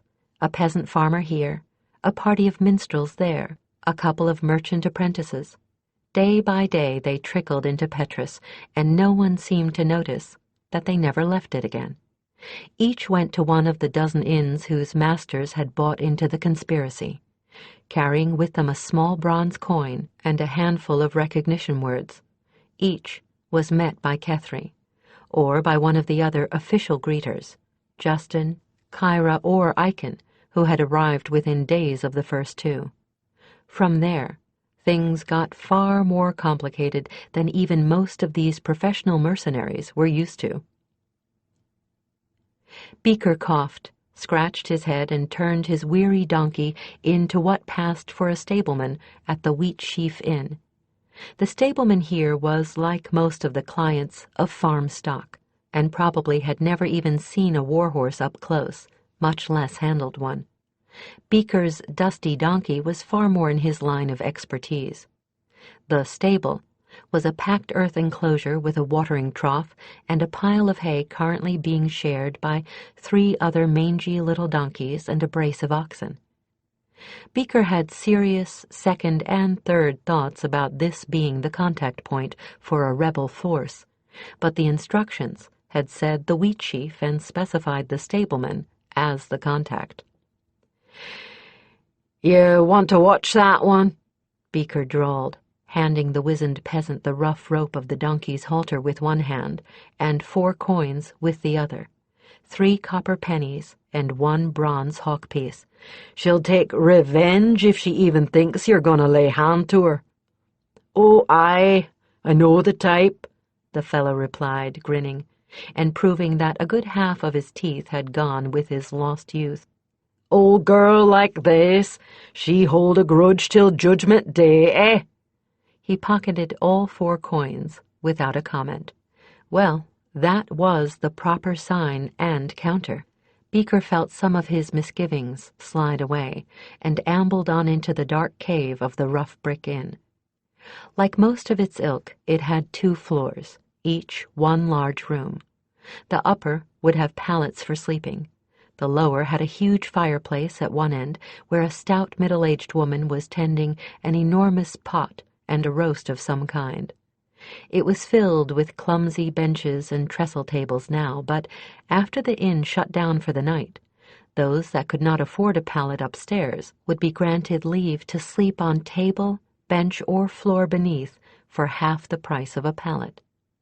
Opposite the fireplace was the bar, a stack of beer kegs and a rack of mugs, presided over by the innkeeper. Beaker debated looking prosperous, when his stomach growled and made the decision for him. He paid the innkeeper for a mug of beer, a bowl of soup, and a slice of roast. The man took his money, gave him his drink, and a slice of not-too-stale bread. Beaker slid his pack off his back, rummaged his own bowl and spoon out of it, then shrugged it back on before weaving his way through the tables to the monarch of the kitchen. Rather to his surprise, the inn staff of places like this one were rather notorious for being surly. The woman gave him a broad smile along with a full bowl, and put a reasonably generous slice of meat on his bread. Juggling all 3 carefully, he took a seat as near to the door as possible and sat down to eat. The food was another pleasant surprise, fresh and tasty and stomach-filling, and the inn was cool after the heat and dust of the road. The beer was doing a respectable job of washing the grit out of his throat. Beaker was about halfway through his meal when he heard someone come up behind him. "How's the food today, soldier?" Beaker grinned and turned in his seat. "Kyra, when are you going to get rid of that damn accent?" "When cows fly, probably. Makes me fit in here, though." She straddled the bench beside him, a mug and bowl of her own in hand. "Eat here every chance I get. Ma Kamak, she sure can cook. Pa Kamak, don't water the beer neither. Finish that up, boy. We gotta get you off the street soon's we can." She set him a good example by nearly inhaling her soup. From the inn, Kyra led Beaker on a rambling stroll designed to shake off or bore any pursuit, bringing him at last to the stable-yard entrance of a wealthy merchant. A murmured word with the chief stableman got them inside. From there, they slipped in the servants' door and climbed a winding staircase to the attic of the house. Normally, a room like this was crowded with the accumulated junk of several generations. Now it was barren, except for a line of pallets. There were only 2 windows, both shuttered, but there was enough light that Beaker could recognize most of those sprawled about the room. "Beat you, birdbrain," Garth mocked from a corner. Looking around, Beaker could see that a good half of the pallets were occupied, and that evidently he was the last of Tarma's scout troop to arrive. "Well, hell, if they'd given me something besides a half-dead dwarf donkey to get here on—" "No excuse," Jody admonished. "Tresty and I were Cheyenne mendicants. We came here on our own 2 feet. "Beaker, what have you got in the way of arms?" asked someone off on the opposite side of the room. Peering through the attic gloom, Beaker could make out that the speaker was a skirmisher he knew vaguely, a hawk called Vaseli. "One short knife and my sword," he replied, "and I've got my brigandine under the shirt." "Get over here and pick out what you want, then. Take whatever you think you can use. We aren't short of anything but swords and body armor." Beaker crossed the attic, picking his way among the pallets, and sorted through the piles of arms. Shortly thereafter, he was being caught up on the developments by his fellow scouts. He learned that they hid their faces by day, slipping out only at night to meet in the ballrooms and stable yards of the great lords who had also joined the conspiracy. There they would hear whatever news there was to hear and practice their skills. Each night, as the Hawks gathered to spar, Kethry would siphon off the incredibly dangerous energy of their anger and hate. Dangerous because the energy generated by negative emotions was hard to control and attracted some very undesirable other planar creatures. But it was a potent force, and one Kethry was not going to let go unused. She channeled what she accumulated each night into the dozen trap spells she was building, one for each of Char's mages. She was beginning to think that she might well be able to carry this off, for despite her brave words to Justin, she had no idea if what she planned was going to work, nor how well. She was just too new at being adept to be certain exactly what her capabilities were. "I wish you'd tell me what you're going to do," Jadrik said plaintively. He'd been watching her as she traced through the last of the parchment diagrams, laying in the power she had acquired that night. There were times his patience astounded her still. "I didn't realize you'd want to know," she replied, sealing the new layer of power in place, and looking up at him with surprise as she finished. "Come around here behind me and have a look then." He rose, moved to her right shoulder, and bent over the table with his expression sharp with curiosity. "Well, you know I'm not a mage, but I do know some of the mage books, and Keth, what you've been doing doesn't even look remotely familiar." "You know what a trap spell is. That's this part." She leaned over the parchment and pointed out the 6 tiny diagrams encircling the last mage's name, as he looked over her shoulder with acute interest she could feel without even seeing his face. "That's just the part that's like a trigger on a physical trap, right?" "Exactly, except that what will activate the trigger won't be something the mage does, but something I do, a kind of mental twist to release the rest of it."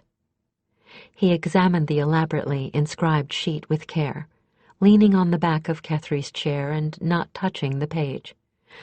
"That looks familiar enough from my reading, but what's all the rest of this?" "That's something new, something I put together. There's a mind magic technique called a mirror egg that Roald told me about," she said, sitting back. He responded to her movement by beginning to massage her neck as she talked. "It involves surrounding someone with an egg-shaped shield that is absolutely reflective on the inside. It's something you do, he told me, when you've got a projective that refuses to lock his mind gift down or is using it harmfully. Everything he projects after that gets flung straight back into his face. Roald says it's a pretty effective way of teaching someone when admonishment fails." "I would think so," Jadrik agreed. "Ah." His gentle hands hit a particularly tense spot, and Kethry fell silent until he'd gotten the muscles looser. "I thought about it, and it occurred to me that there was no reason why the same kind of thing couldn't be applied to magical energy. So I found a spell to make a mirrored shield, and another to shape a shield into an egg shape, and combine them. That's this bit." She traced the twisted patterns with her finger above the diagram. "When Giles got here, he agreed to let me throw one on him as a test." "It worked?" "Better than either of us had guessed. Scared him white. You see, with most other trap spells, if you have the patience to work your way through it, you can find the key point and get yourself loose by cutting it. Not this one, because everything you do reflects back at you. There's only 2 ways to break this one, from the outside, or to build up such pressure inside that the spell can't contain it." Jadrik pondered that in silence for a moment, while Kethry let her head sag and reveled in the relaxation his hands were leaving in their wake. "What's to keep the mages from building up that kind of pressure?" he asked at last. Nothing, if they can. But if they try, and they don't figure out that they're going to have to shield themselves within the shield, they'll fry themselves before they free themselves. Jadrek spoke slowly and very quietly. That is not a nice spell. These aren't nice people, Kethry replied, recalling all the soul-searching she'd done before deciding that this was the thing to do. Frankly, if I could call lightnings down on all of them, I would, and take the guilt on my soul. I agree it isn't a thing one should use lightly, and just before I trigger the traps, I intend to burn the papers. I won't need them anymore at that point, and I'd rather that the knowledge didn't get into too many hands just yet. And later? How do you keep someone else from finding out how you did it? What if... Gods, Jadrek, love, once a thing's been thought of, it gets out, no matter what. So once this is all over with, I'm going to arrange for the information to be sent to every mage school I know of and spread it as far and wide as I can. What? Jadrek asked, so aghast that he stopped massaging. You can't stop knowledge. You shouldn't try. If you do, half the time it's the wrong people that get it first.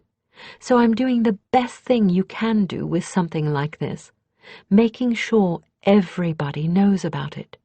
That way, if it's used, it will be recognized. Mages trapped inside one of these eggs will realize what's happened and get outside help before they hurt themselves. Ones outside will know the counter.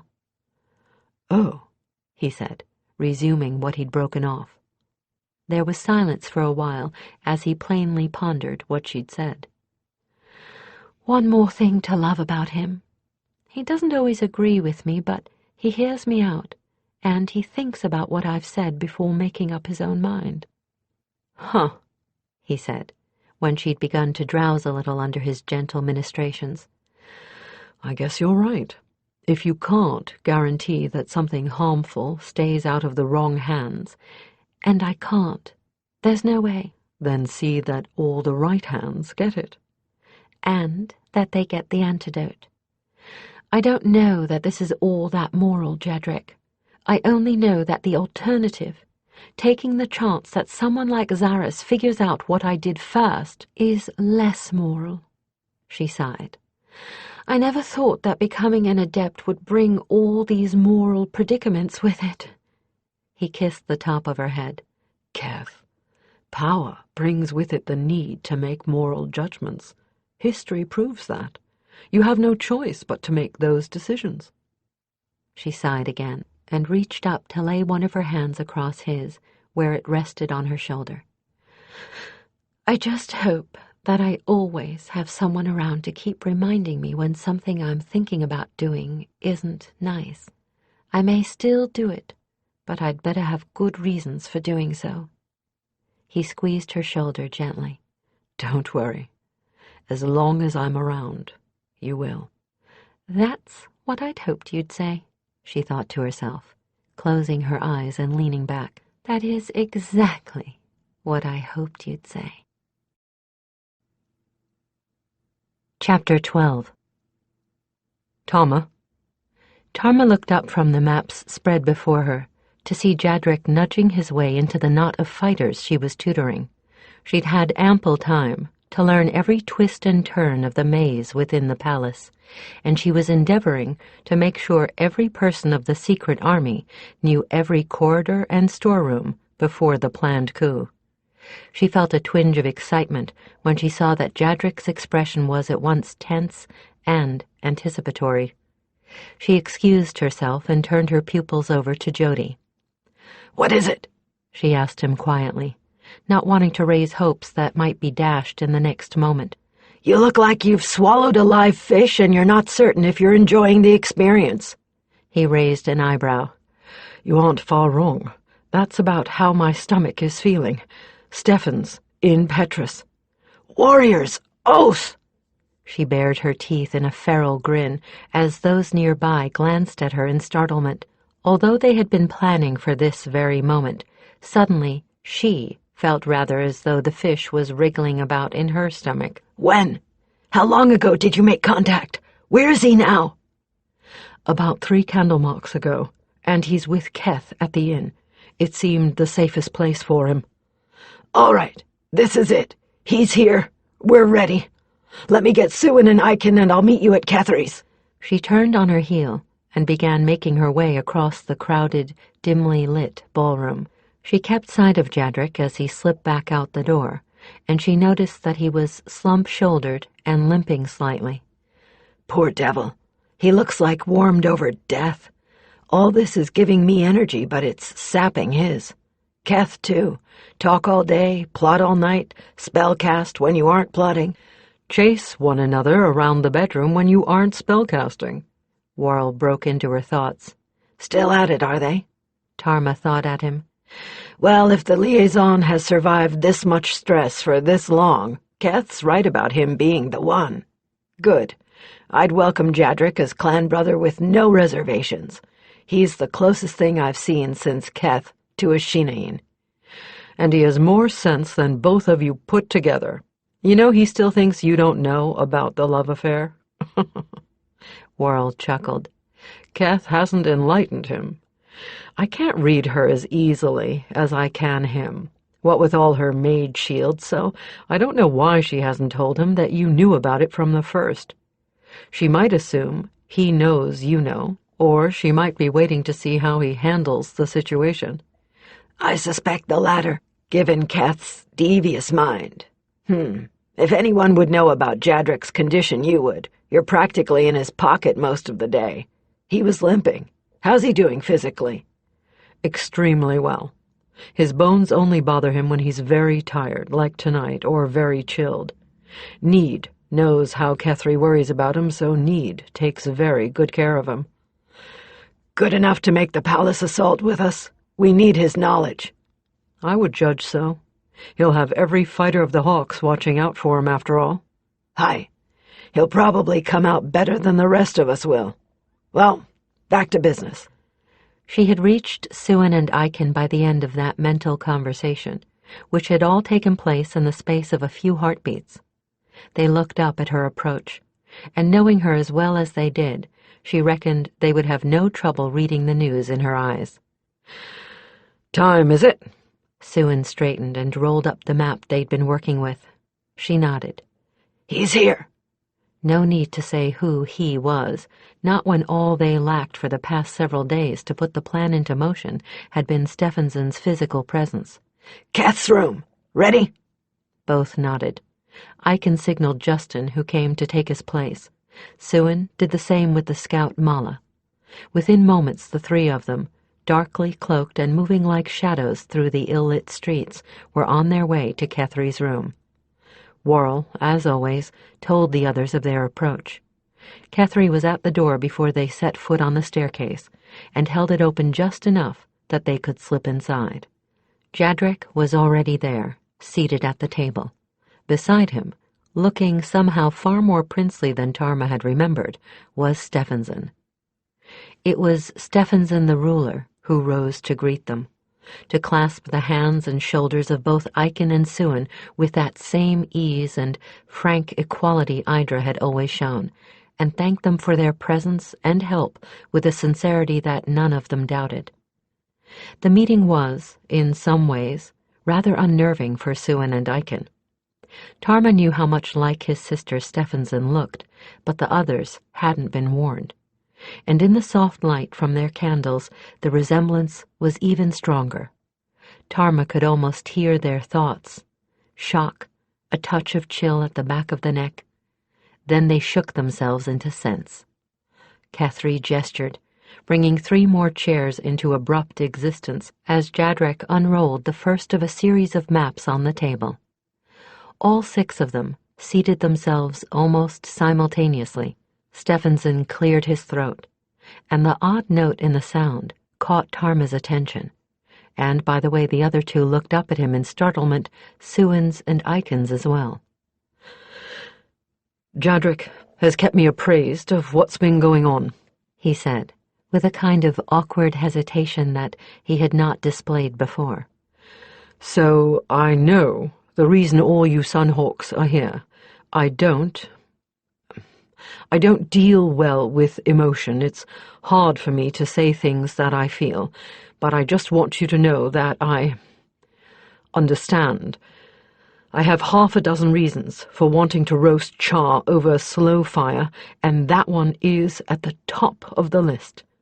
But I think all of you have a prior claim on his hide. I was never as close to Idra as even the lowliest of her hawks, so, if it's possible, when this is over, he's yours." Siwen's eyes lit at those words. "The hawks thank you for that, Highness. And I'll tell you true, they'll fight all the better for the knowing of the promise." It only seemed fair. He looked straight into Tarma's eyes, as if asking whether this had been the wise choice. She nodded slightly, and he looked easier. "Very well, gentlemen, ladies," he said after a moment of silence. "All the pieces are on the game board. Shall we begin?" It was Midsummer's Night, and folk in carnival garb thronged the streets. Among the mob of wildly costumed maskers, who would notice 600-odd more celebrants?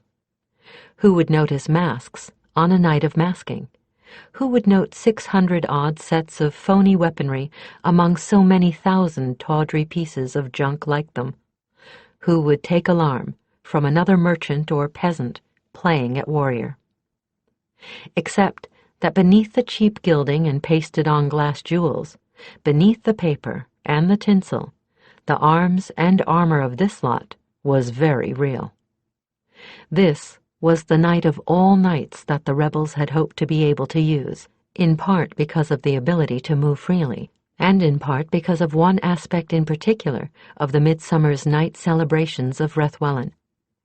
Though the folk of Petrus were mostly long since severed from any direct ties to the farms that formed a good third of Rethwellan's wealth, Midsummer's Night was still the night which ensured the fertility of the land. There would be reveling in the streets right up until the stroke of midnight, but at midnight the streets would be deserted. Every man and woman in Petrus would be doing his or her level best to prove to the goddess in her aspect as lover that the people of Rethwellan still worshipped her in all the appropriate ways. This Midsummer's Night they would be trying especially hard, because over the past 3 months the priests of the city had been doing their best to encourage exactly that behavior tonight. Some of them had even unbent themselves enough to admit that on this one night, perhaps it didn't altogether worry her if your partner did not happen to be your lawfully wedded spouse, and that if one felt guilty after being infected with her sacred desires and fulfilling the same, well, for a case of indulgence after Midsummer's Night, penances would be few and light, and forgiveness easily obtained. For all but 600-odd, who would not be fulfilling her desires as lover, but as avenger. Tarma picked her way through the thinning crowds, still wearing her guise of Arton. It was that guise that was going to give the hawks the entry to the palace grounds. From all directions, she knew, the hawks were converging on the palace. She would be one of the last to arrive. Kethry was already in place, waiting to spring her trap spells. If they didn't work, she would be in a position to guide hawks to the mages to deal with them physically, while she kept them occupied magically. If they did work, she would be a most welcome addition to their arsenal. And just in case Char somehow slipped through their fingers, "Worrell? "Here, mindmate." Got the horses in place?" Worrell's duty was to work with Horsemaster Tyndall. The fastest of the Sheenaeen-bred mounts she'd sold Char the year before were to be saddled and kept at the ready, in a cul-de-sac just outside the palace gate, with Worrell and Tyndall guarding them. If Char got away from them, Tarma and the best riders among the hawks would be hot on his heels. Saddled, bridled, and ready to ride. "Good. Let's hope we don't have to use them." Devoutly. Tarma approached one of the side gates that gave out onto a delivery area. Tonight, the gate stood open for the convenience of servants, and the courtyard beyond was dark and deserted. And there was Kethry, still in her own disguise and looking angry enough to bite a board in two. Tarma altered her walk, swaying a little as if drunk. She was carrying what looked like a jug loosely in her right hand. As it happened, it wasn't a jug. It was her sword, magicked with another illusion. Kethry spotted her. Tarma put a little more of a stagger into her step. "There you are, you beast, and drunk as a pig!" she shrilled, to the amusement of the two gate guards. Jana? Tarma slurred uncertainly, coming to a halt just before the gate. "Of course it's Jana, you brute! You asked me to meet you here, you sot! I've been waiting for hours!" "Don't you believe her, Arton?" snickered the right-hand gate guard. "She ain't been here more'n half a candle mark, and she showed up with a big blonde lad on one arm, too. Reckon she's been playing more'n one game tonight, eh?" "You damned slut!" Tarma snarled, feigning that she had suddenly gone fighting drunk. She advanced on Kethry, brandishing the jug. Kethry backed up until she was just inside the gate itself, giving every evidence of genuine and absolute fear. "I'm gonna beat you bloody, you fornicating little bitch!" Kethry whirled and threw herself on the left-hand guard, begging his protection, distracting both guards for the crucial moment that it took Tarma to get within arm's length of the right-hand guard. Then Tarma pivoted and took her guard out with the pommel of her sword, just as Kethry executed a neat right cross to the point of her target's chin. Both went down without a sound. Within heartbeats, the Hawks were swarming the gate, as two of their number, already bespelled into looking like the two guards they were replacing, dragged the bodies into the gatehouse, trussed and gagged them, and took up their stations. The fighters filled the courtyard on the other side, hidden in the dark shadow of the palace, waiting for Tarma and Kethry to make the next moves. Kethry stood in frozen immobility for a single moment. Sensitized to stirrings of energies by her own status as Kalenadril, Tarma actually felt her spring her trap spells. "Well?" Kethry's eyes met hers with incredulous shock. "They're holding! All of them! Lady with us, then, and let's hope they keep holding. New body, Keth." "Right," the mage answered, and Tarma waited impatiently as the figure of Jana blurred, became a rosy mist, and the mist solidified into a new guise, a very ordinary-looking female fighter in the scarlet and gold livery of Char's personal guard. "All right, Hawks," Tarma said, in a low but carrying voice. "This is it. Form up on your leaders." She marched up to the unlocked delivery door, Kethry beside her, and pushed it open. The half-drunk guard beyond blinked at her without alarm and bemusedly. He was one of Char's own personal guards, and Tarma, in her guise of Arton, had ordered him to stand duty tonight on this door for a reason. He was one of the men that had participated in the rape and torture of Idra. She swung once, without a qualm, cutting him down before he had a chance to do more than blink at her. Her only regret was that she had not been able to grant him the lingering death she felt he deserved. She and Keth hastily dragged his body out of the way. Then she waved to the waiting shadows in the court behind her. And the Sunhawks poured through the door, a flood of vengeance in human shape, a flood which split into many smaller streams, and all of them were deadly. "No luck," Tarma said flatly, as her group met as planned with Stefan's, just outside the corridor leading to the rooms assigned to the unattached ladies of the court. "He wasn't in his quarters, and he wasn't with the mages." "Nor with any of his current mistresses," Stefansson reported. "That leaves the throne room." Their combined group, which included Jadrek, who had accompanied Stefan, and both the other Sunhawk mages, now numbered some 50 strong. The new force surged down the pristine white marble of the great hall to their goal of the throne room, all of them caught up in battle fever. The Hawks had met with opposition from Char's fighters, some of it fierce. The bodies lying in pools of spreading scarlet on the snowy marble of the halls were not all wearing Char's livery. Suin had been hurt, and Aiken. Garth was dead, and more than 50 others Tarma had known only vaguely.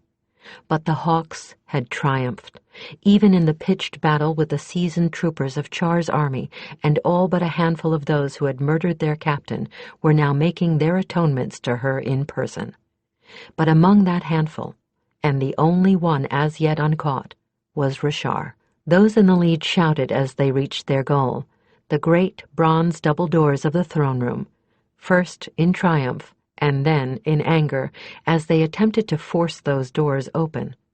The sculptured doors to the throne room were locked from the inside. Justin and Beaker and a half-dozen more battered at them futilely as the rest came up. Their efforts did not even make the glittering doors tremble. "Don't bother!" Stephenson shouted over the noise. "Those damned doors are a handspan thick. We'll have to try to get in from the garden." "No, we won't," Kethry snarled, audible in her rage even over the frustrated efforts of those still trying to batter their way in. "Stand back!" She raised her hands high over her head, her face a mask of fury, and Tarma felt the surge of power that could only mean she had summoned some of that terrible anger energy she had channeled away but not used in the trap spells. This was the best purpose for such energies Tarma knew. Anything destructive would do. Kethry called out 3 piercing words, and a bolt of something very like scarlet lightning lanced from her hands to the meeting point of the double doors. There was a smell of hot metal and scorched air, and a crash that shook every ornament in the hall to the floor. The fighters around her cringed and protected their ears from the thunder shock. The doors rocked, but did not open.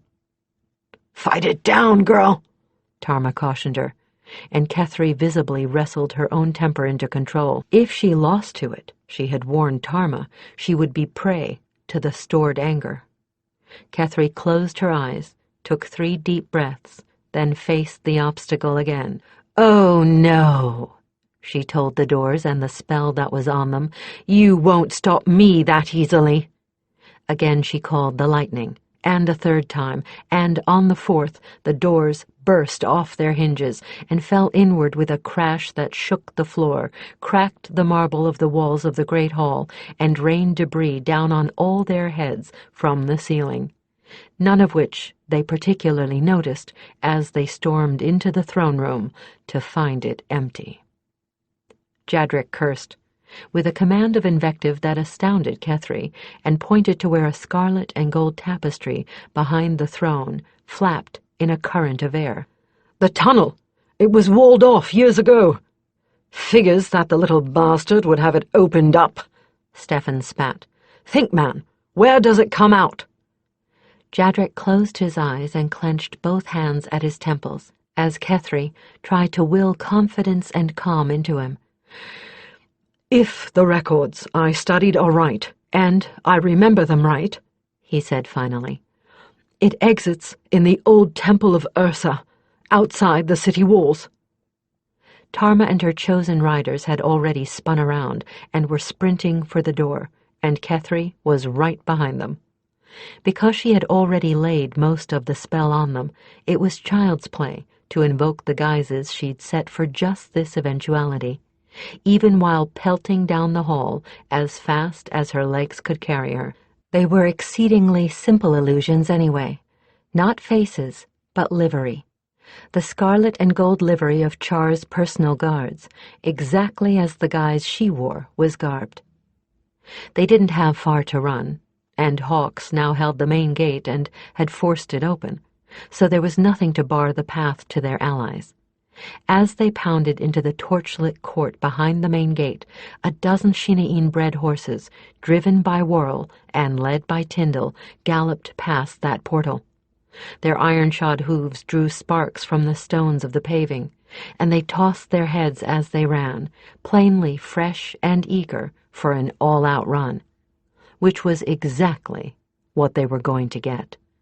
As the horses swirled past the palace door, the hawks ran to meet them, not bothering to give Tyndall the time to bring them to a halt. Instead, they mounted on the run as Tarma had taught them.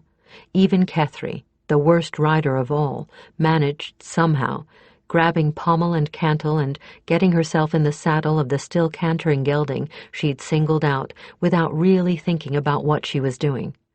"Where?" Tyndall shouted, over the pounding of hooves as they thundered out the gates again, leaving a panting world to collapse behind them. This was no race for him, and he knew it.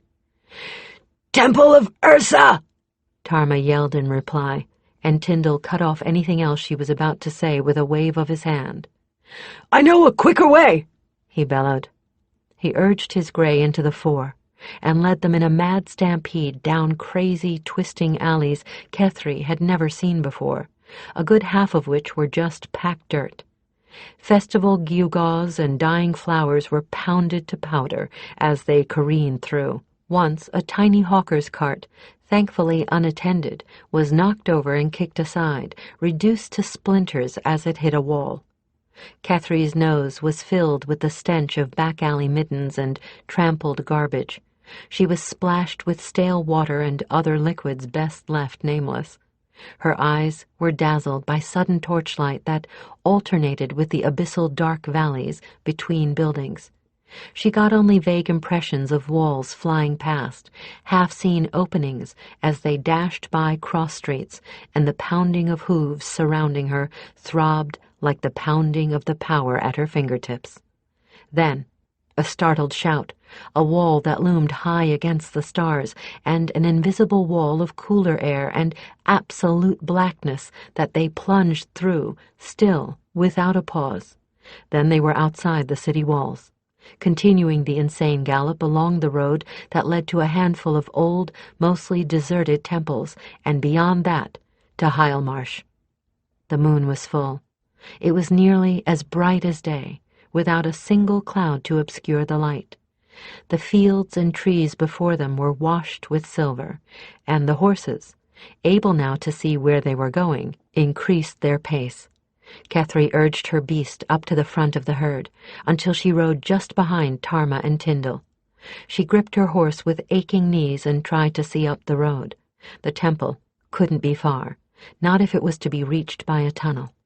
It wasn't.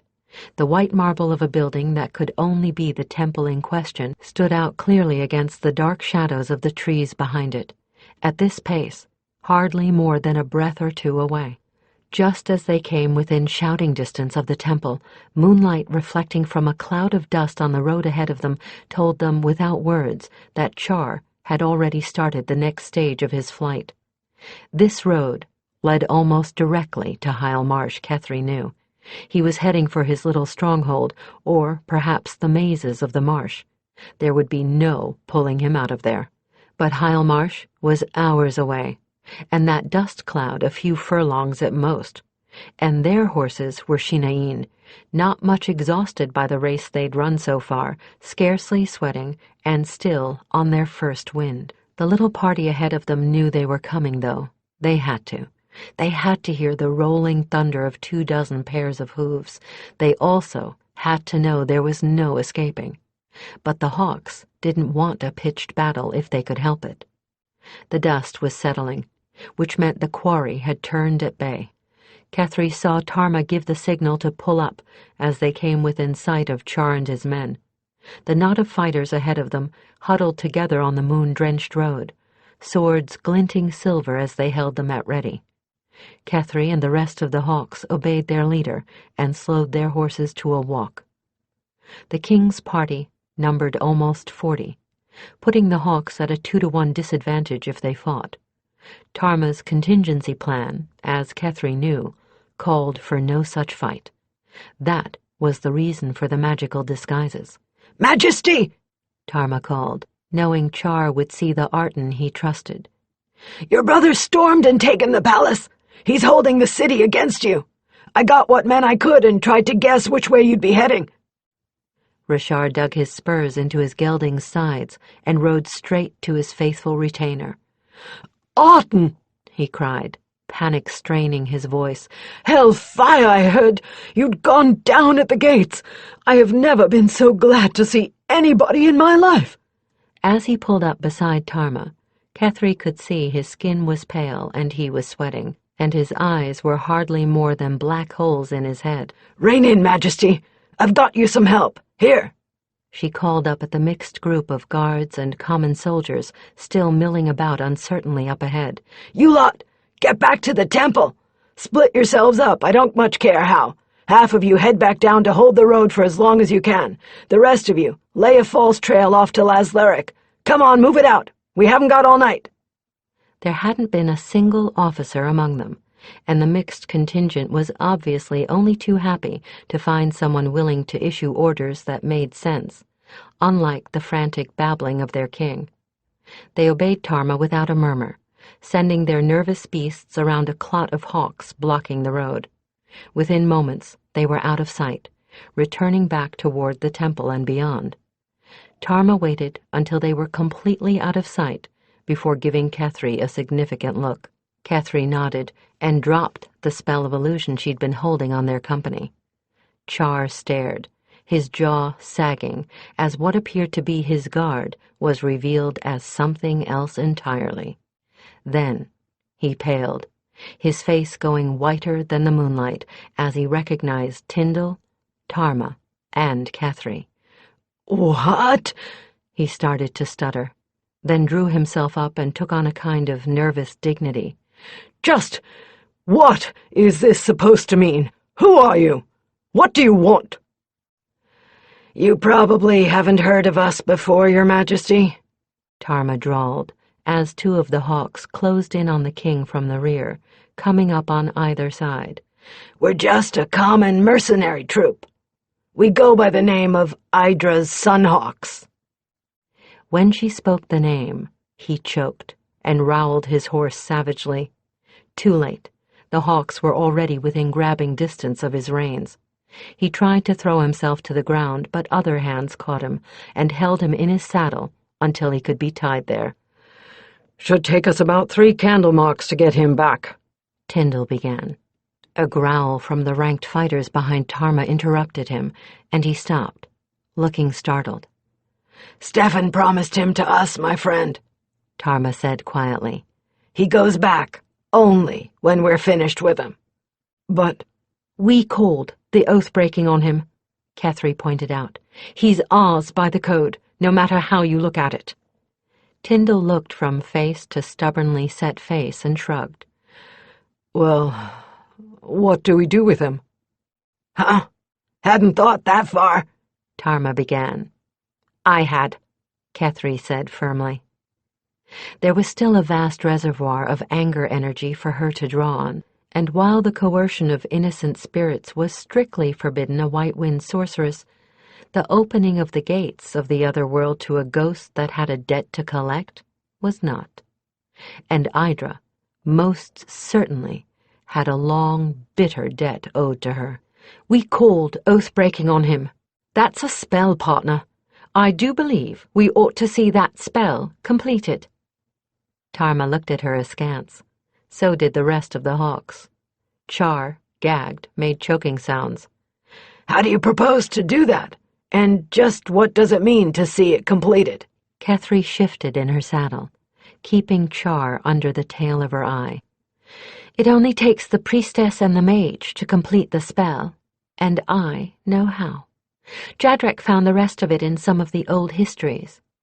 As for what it does, it brings all the broken oaths home to roost." "Does that mean what I think it does?" Kethry nodded, and Tarma smiled, a bloodthirsty grin that sent a chill even up her partner's backbone. "All right. Where?" "The temple back there will do, I think. All we need is a bit of sanctified ground." With Char's horse between them, they led the mystified mercenaries toward the white shape of the temple on their back trail. It was, fortunately, deserted. Kethry did not especially want any witnesses to this besides the principals. The temple was in a state of extreme disrepair. Walls half fallen and crumbling, the pavement beneath their horses' hooves cracked and uneven. Tarma began to look dubious as they penetrated deeper into the complex. "Are we far enough in, do you think? I don't want to chance one of the horses falling and maybe breaking a leg if there's any help for it." "This will do," Kethry judged, reining in her mount and swinging a little stiffly out of the saddle. The rest dismounted as well, with several of them swarming the king's mount to pull him roughly to the ground. The horses, eased of their burdens, sighed and stamped a little, pawing at the weathered stone. "Now what?" Tarma asked. "Tyndall, you and Beaka and Jody stand here. You three hold Chaw." She indicated a spot on the pavement in the center of a roughly circular area that was relatively free from debris. "Tarma, you stand south. I'll stand north. The rest of you form a circle with us as the ends." The hawks obeyed, still mystified, but willing to trust the judgment of the mage they'd worked so closely with for 3 years. "All right, Tarma, just be Calenadrol. That's all you need to do. And hold in mind what this bastard has done to our sister and captain." "That won't be hard," came the icy voice from across the circle. Kethry took a deep breath and brought stillness within herself, for everything depended now on creating a channel from herself for the anger of the others. If she let it affect her, it would consume her. When she thought she was ready, she took a second deep breath, raised her arms, and began. "Oathbreaker, he stands judged.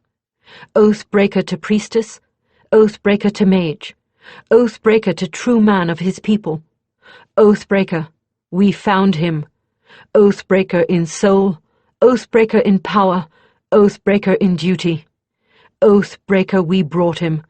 Oathbreaker in thought, Oathbreaker in word, Oathbreaker in deed. Oathbreaker, he stands, judged and condemned." She called upon the power she had not yet exhausted, and the rising power within the circle. "Let the wall of strength stand between this place and the world." As the barrier had been built between herself and the dark mage for the magic duel, so a similar barrier sprang up now, one pole beginning from where she stood, the other from where Tarma was poised. This wall was of a colorless, milky white. It glowed only faintly. "Let the pillars of wisdom stand between this world and the next." Mist swirled up out of the ground, just in front of Char and his captors. Kethry could see his eyes bulging in fear, for the mist held a light of its own that augmented the moonlight. The mist formed itself into a column, which then split slowly into two. The two columns moved slowly apart, then solidified into glowing pillars. "Let the gate of judgment open." More mist, this time of a strange bluish cast, billowed in the space between the two pillars. Kethry felt the energy coursing through her. It was a very strange, almost unnerving feeling. She could see why even an adept rarely performed this spell more than once in a lifetime. It wasn't just the amount of power needed, it was that the mage became only the vessel for the power. It, in a very real sense, was controlling her. She spoke aloud the final word of opening, then called with thought alone to the mist shape within the pillars, and fed it all the last of the hawk's united anger in a great burst of unleashed power. The mist swirled, billowed, grew dark, then bright, then dark again. It glowed from within, the color a strange silver blue.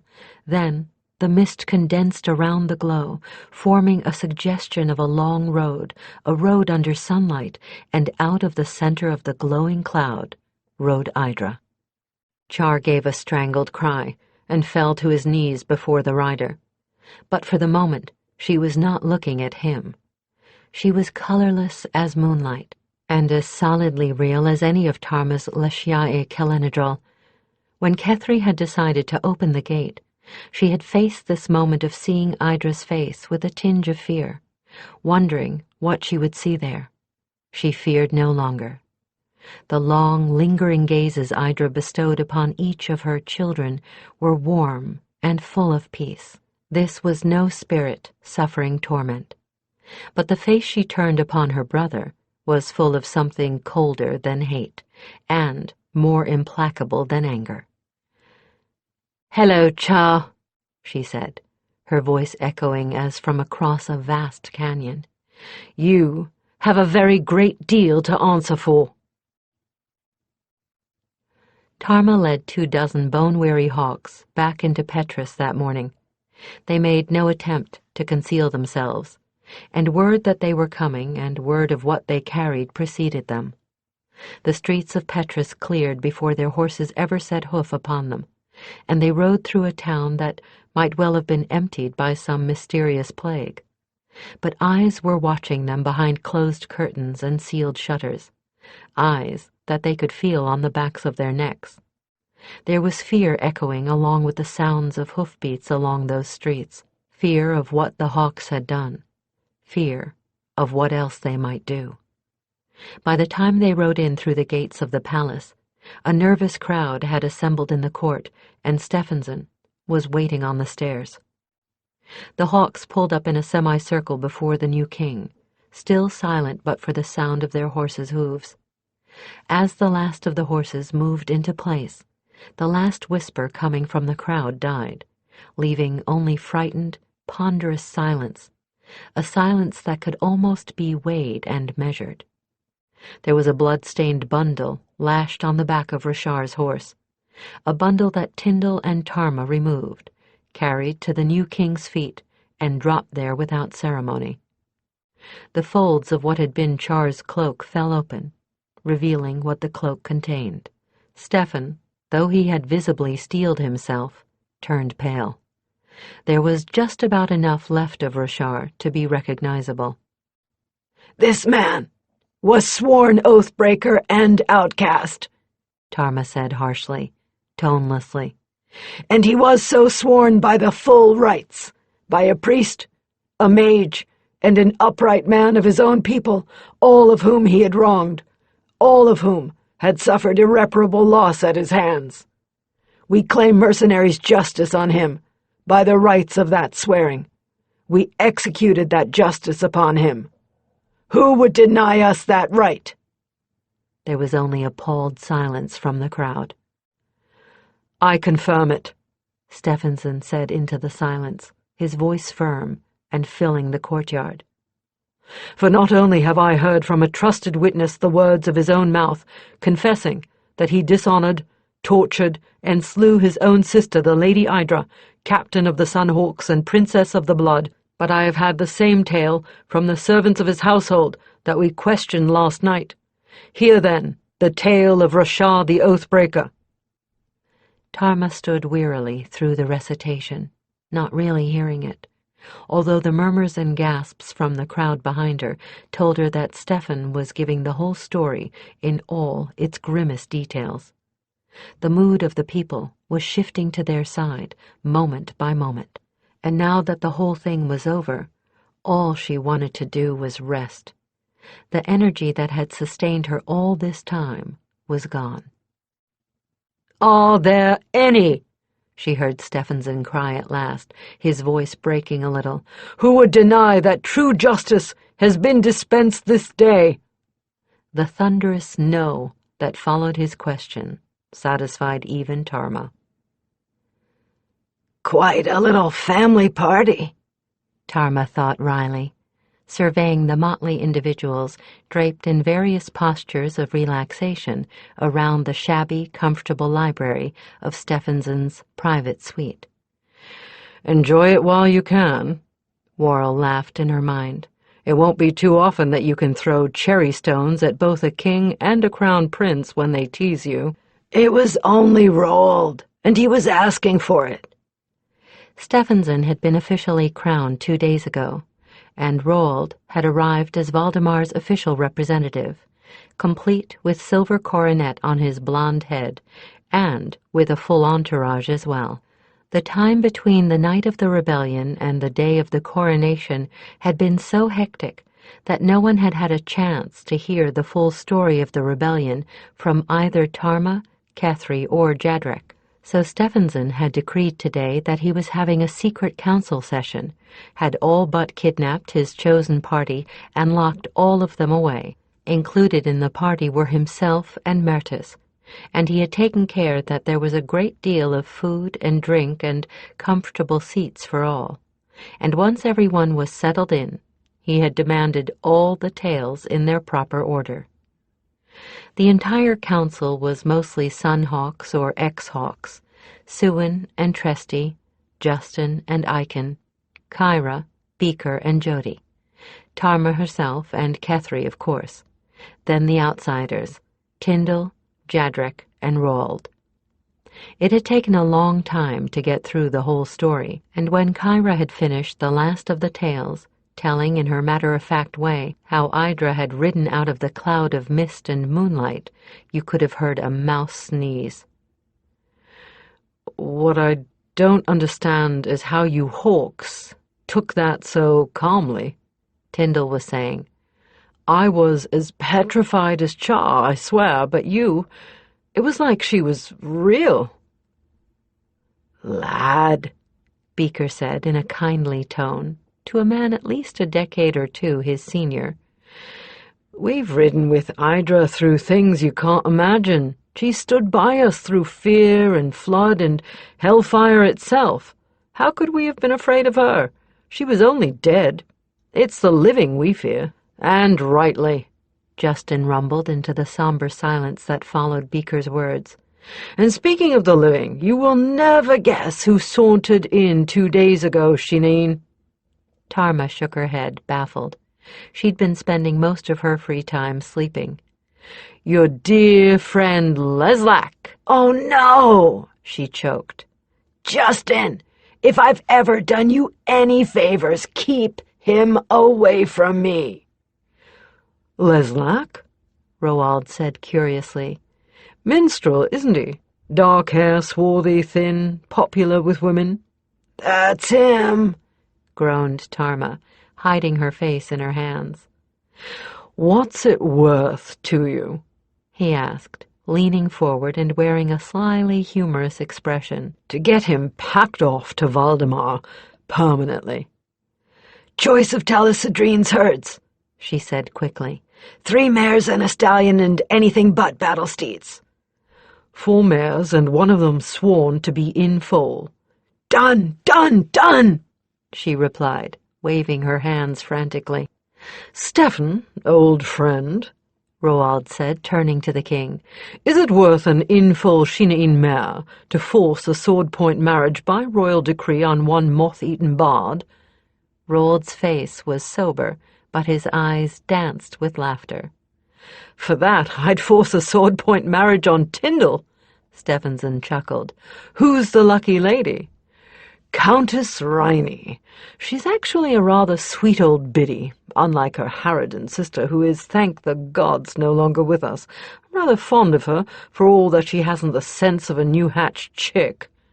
Roald shook his head and sighed. "A few years back her sister went mad during a storm and killed herself. Or so it's said, and nobody wants to find out otherwise. I'm supposed to be keeping an eye on her to keep her out of trouble." "How delightful." "Oh, it isn't too bad. She just has this ability to attract men who want to prey on her sensibilities. They are, of course, all of honorable intent." "Of course," said Stephen, solemnly. "Well, Leslack seems to be another of the same sort. It's common knowledge in my entourage that the poor dear is absolutely head over heels with him, and his music. He, naturally, has been languishing at her feet, accepting her presence and swearing undying love when no one else is around, I don't doubt. I can see it coming now. He figures that when I find out, I'll confront him. He'll vow he isn't worthy of her, being low-born and all. I'll agree and he'll get paid off. But I actually have no objection to low-born, high-born marriages. I expect Rhynie's family will be only too happy to see the end of the stream of vultures that's been preying on her, and I can see a way of doing 2 friends a favor here. I'm certain that the threat of royal displeasure if he makes Rhynie unhappy will keep the wandering fancy in line once I get him back with me." "Aye," Tarma said fervently. "Will be your devoted slave for the rest of your life. Both of you." Stefan shook his head at her. "I owe you too much, Tarma, and if this will really make you happy—" "It will. Trust me, it will." "Consider it ordered, Rold. Now I have a question for you two fellow conspirators over there. What can I do for you?" "If you're serious," Kethry began. "Totally. Anything short of being crowned. Unless the sword sings for you, even I can't manage that. Titles? Lands? Wealth? I can't quite supply. Char made too many inroads in the treasury, but—" "For years, we have wanted to found a joint school," Kethry said slowly. "Want is actually too mild a word. By the edicts of my own mage school, now that I'm an adept, I just about have to start a branch of the White Wind School.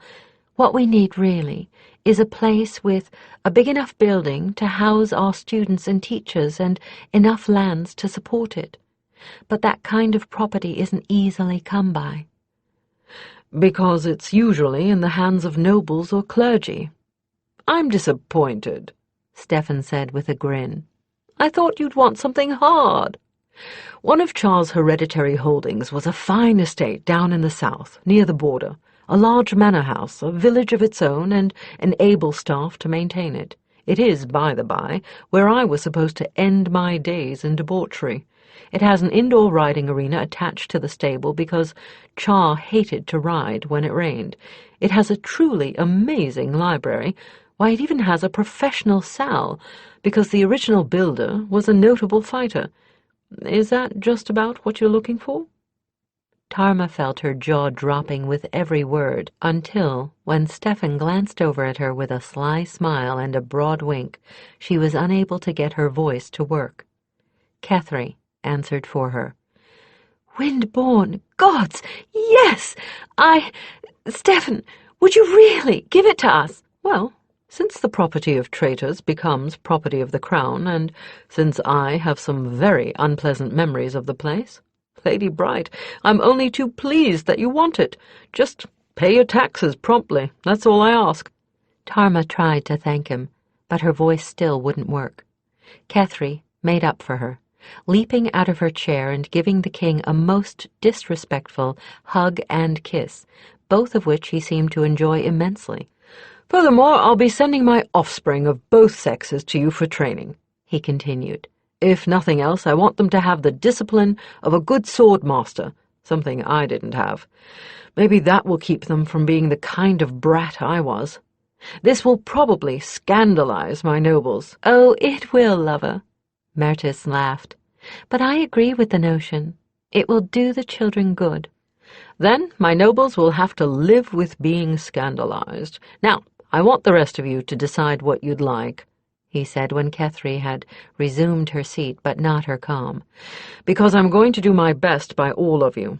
But right now I fear I do have a council session, and there are a lot of unpleasant messes Char left behind him that need attending to." Stefan rose and gave his hand to Mertis, and the two exited gracefully from the library. The rest clustered around Tarma and her partner, congratulating them, all but Jadrik, who had inexplicably vanished. The partners made their weary way to their rooms. It had been a long day, but for Tarma a very happy one. But Kethry was preoccupied, and a little disturbed. Tarma could sense it without any special effort. "Keth," she asked finally, "what's stuck in your craw?" "It's a Jadrik. He hasn't said anything or come near me since the night of the rebellion." She turned troubled and unhappy eyes on her partner. "I don't know why. I thought he loved me. I know I love him. And this afternoon, just disappearing like that." "Well, we're official now. He's reverting to courtly manners. You don't go sneaking around to a lady's room. You treat her with respect." "Courtly manners be hanged," Kethry snapped. "Damn it, Tarma. We'll be gone soon. Doesn't he care? If he doesn't say something—" "Then you'll hit him over the head and carry him off, like the uncivilized, barbarian mercenary I know you are. And I'll help." Kethry started laughing at that. "I hate to tell you this, but that's exactly what I've been contemplating." "Go make wish lists of things you think you'll be needing for this new school of ours," Tarma advised her. "That should keep your mind occupied. I have the feeling this is going to sort itself out before long."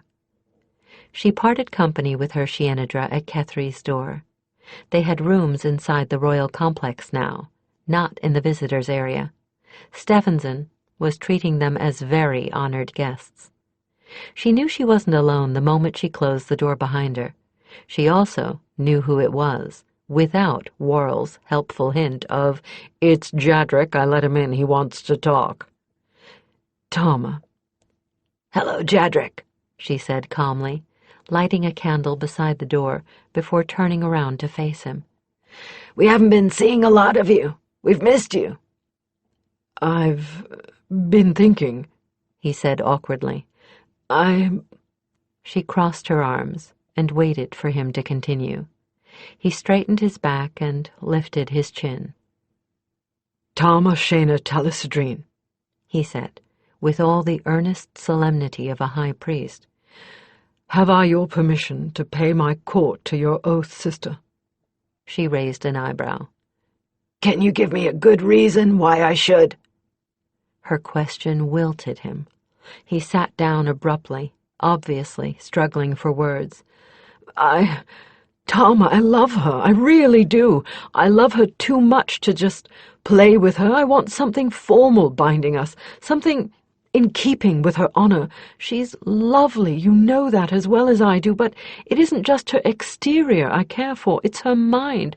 She challenges me like nobody I've ever known before. We're equals. I want to be her partner, not a... I don't know. I want to have something like Mattis and Stefan have, and I know we'll give each other that. I want to help you with your schools, too. I think it's a wonderful dream, and I want to make it real and work alongside both of you to make it more than a dream." "We're something more than partners, she and I," Tarma reminded him. "There's certain things between us that will affect any children Kethry may have." "I took the liberty of asking Worrell about that," he said, blushing. "I don't have any problem with children, with them being raised Talisadrine. Everything I know about the Shinna'in, everything I've learned in working with you, I would be very, very proud if you considered my blood good enough to flow into the clans. Tarma, this is probably going to sound stupid, but I've come to love you.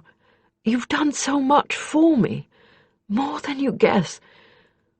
What I really want is that what we've built with the three of us in the last few months should endure. The friendship, the love, the partnership. I never had that before, and I'd do anything right now to prevent losing either of you." Tarma looked into his pleading eyes, and much to his evident shock and delight, she took both his hands, pulled him up out of his chair into her arms, hugged him just short of breaking his ribs, and planted a kiss squarely in the middle of his forehead before letting him go again. "Well, out-clan brother," she laughed. "Well, I can't speak for the lady. I would suggest you trot next door and ask her for her hand yourself, because I do know that if you don't, you're going to find yourself trussed, hand and foot, and lying over Hellsbane's rump like so much baggage. You see, we happen to be barbarians, and we will do anything to prevent losing you. Hishela?" His mouth worked for a moment as he stared at her, his eyes brightening with what Tarma suspected were tears of joy. Then he took her face in both his hands, kissed her, and ran out her door as if joy had put wings on his back. "Better get Stefan to pick your successor," she called after him, "because we're going to keep you much too busy to putter about in his archives." And so they did. This concludes Oathbreakers by Mercedes Lackey, narrated by Christa Lewis. Copyright 1989 by Mercedes R. Lackey.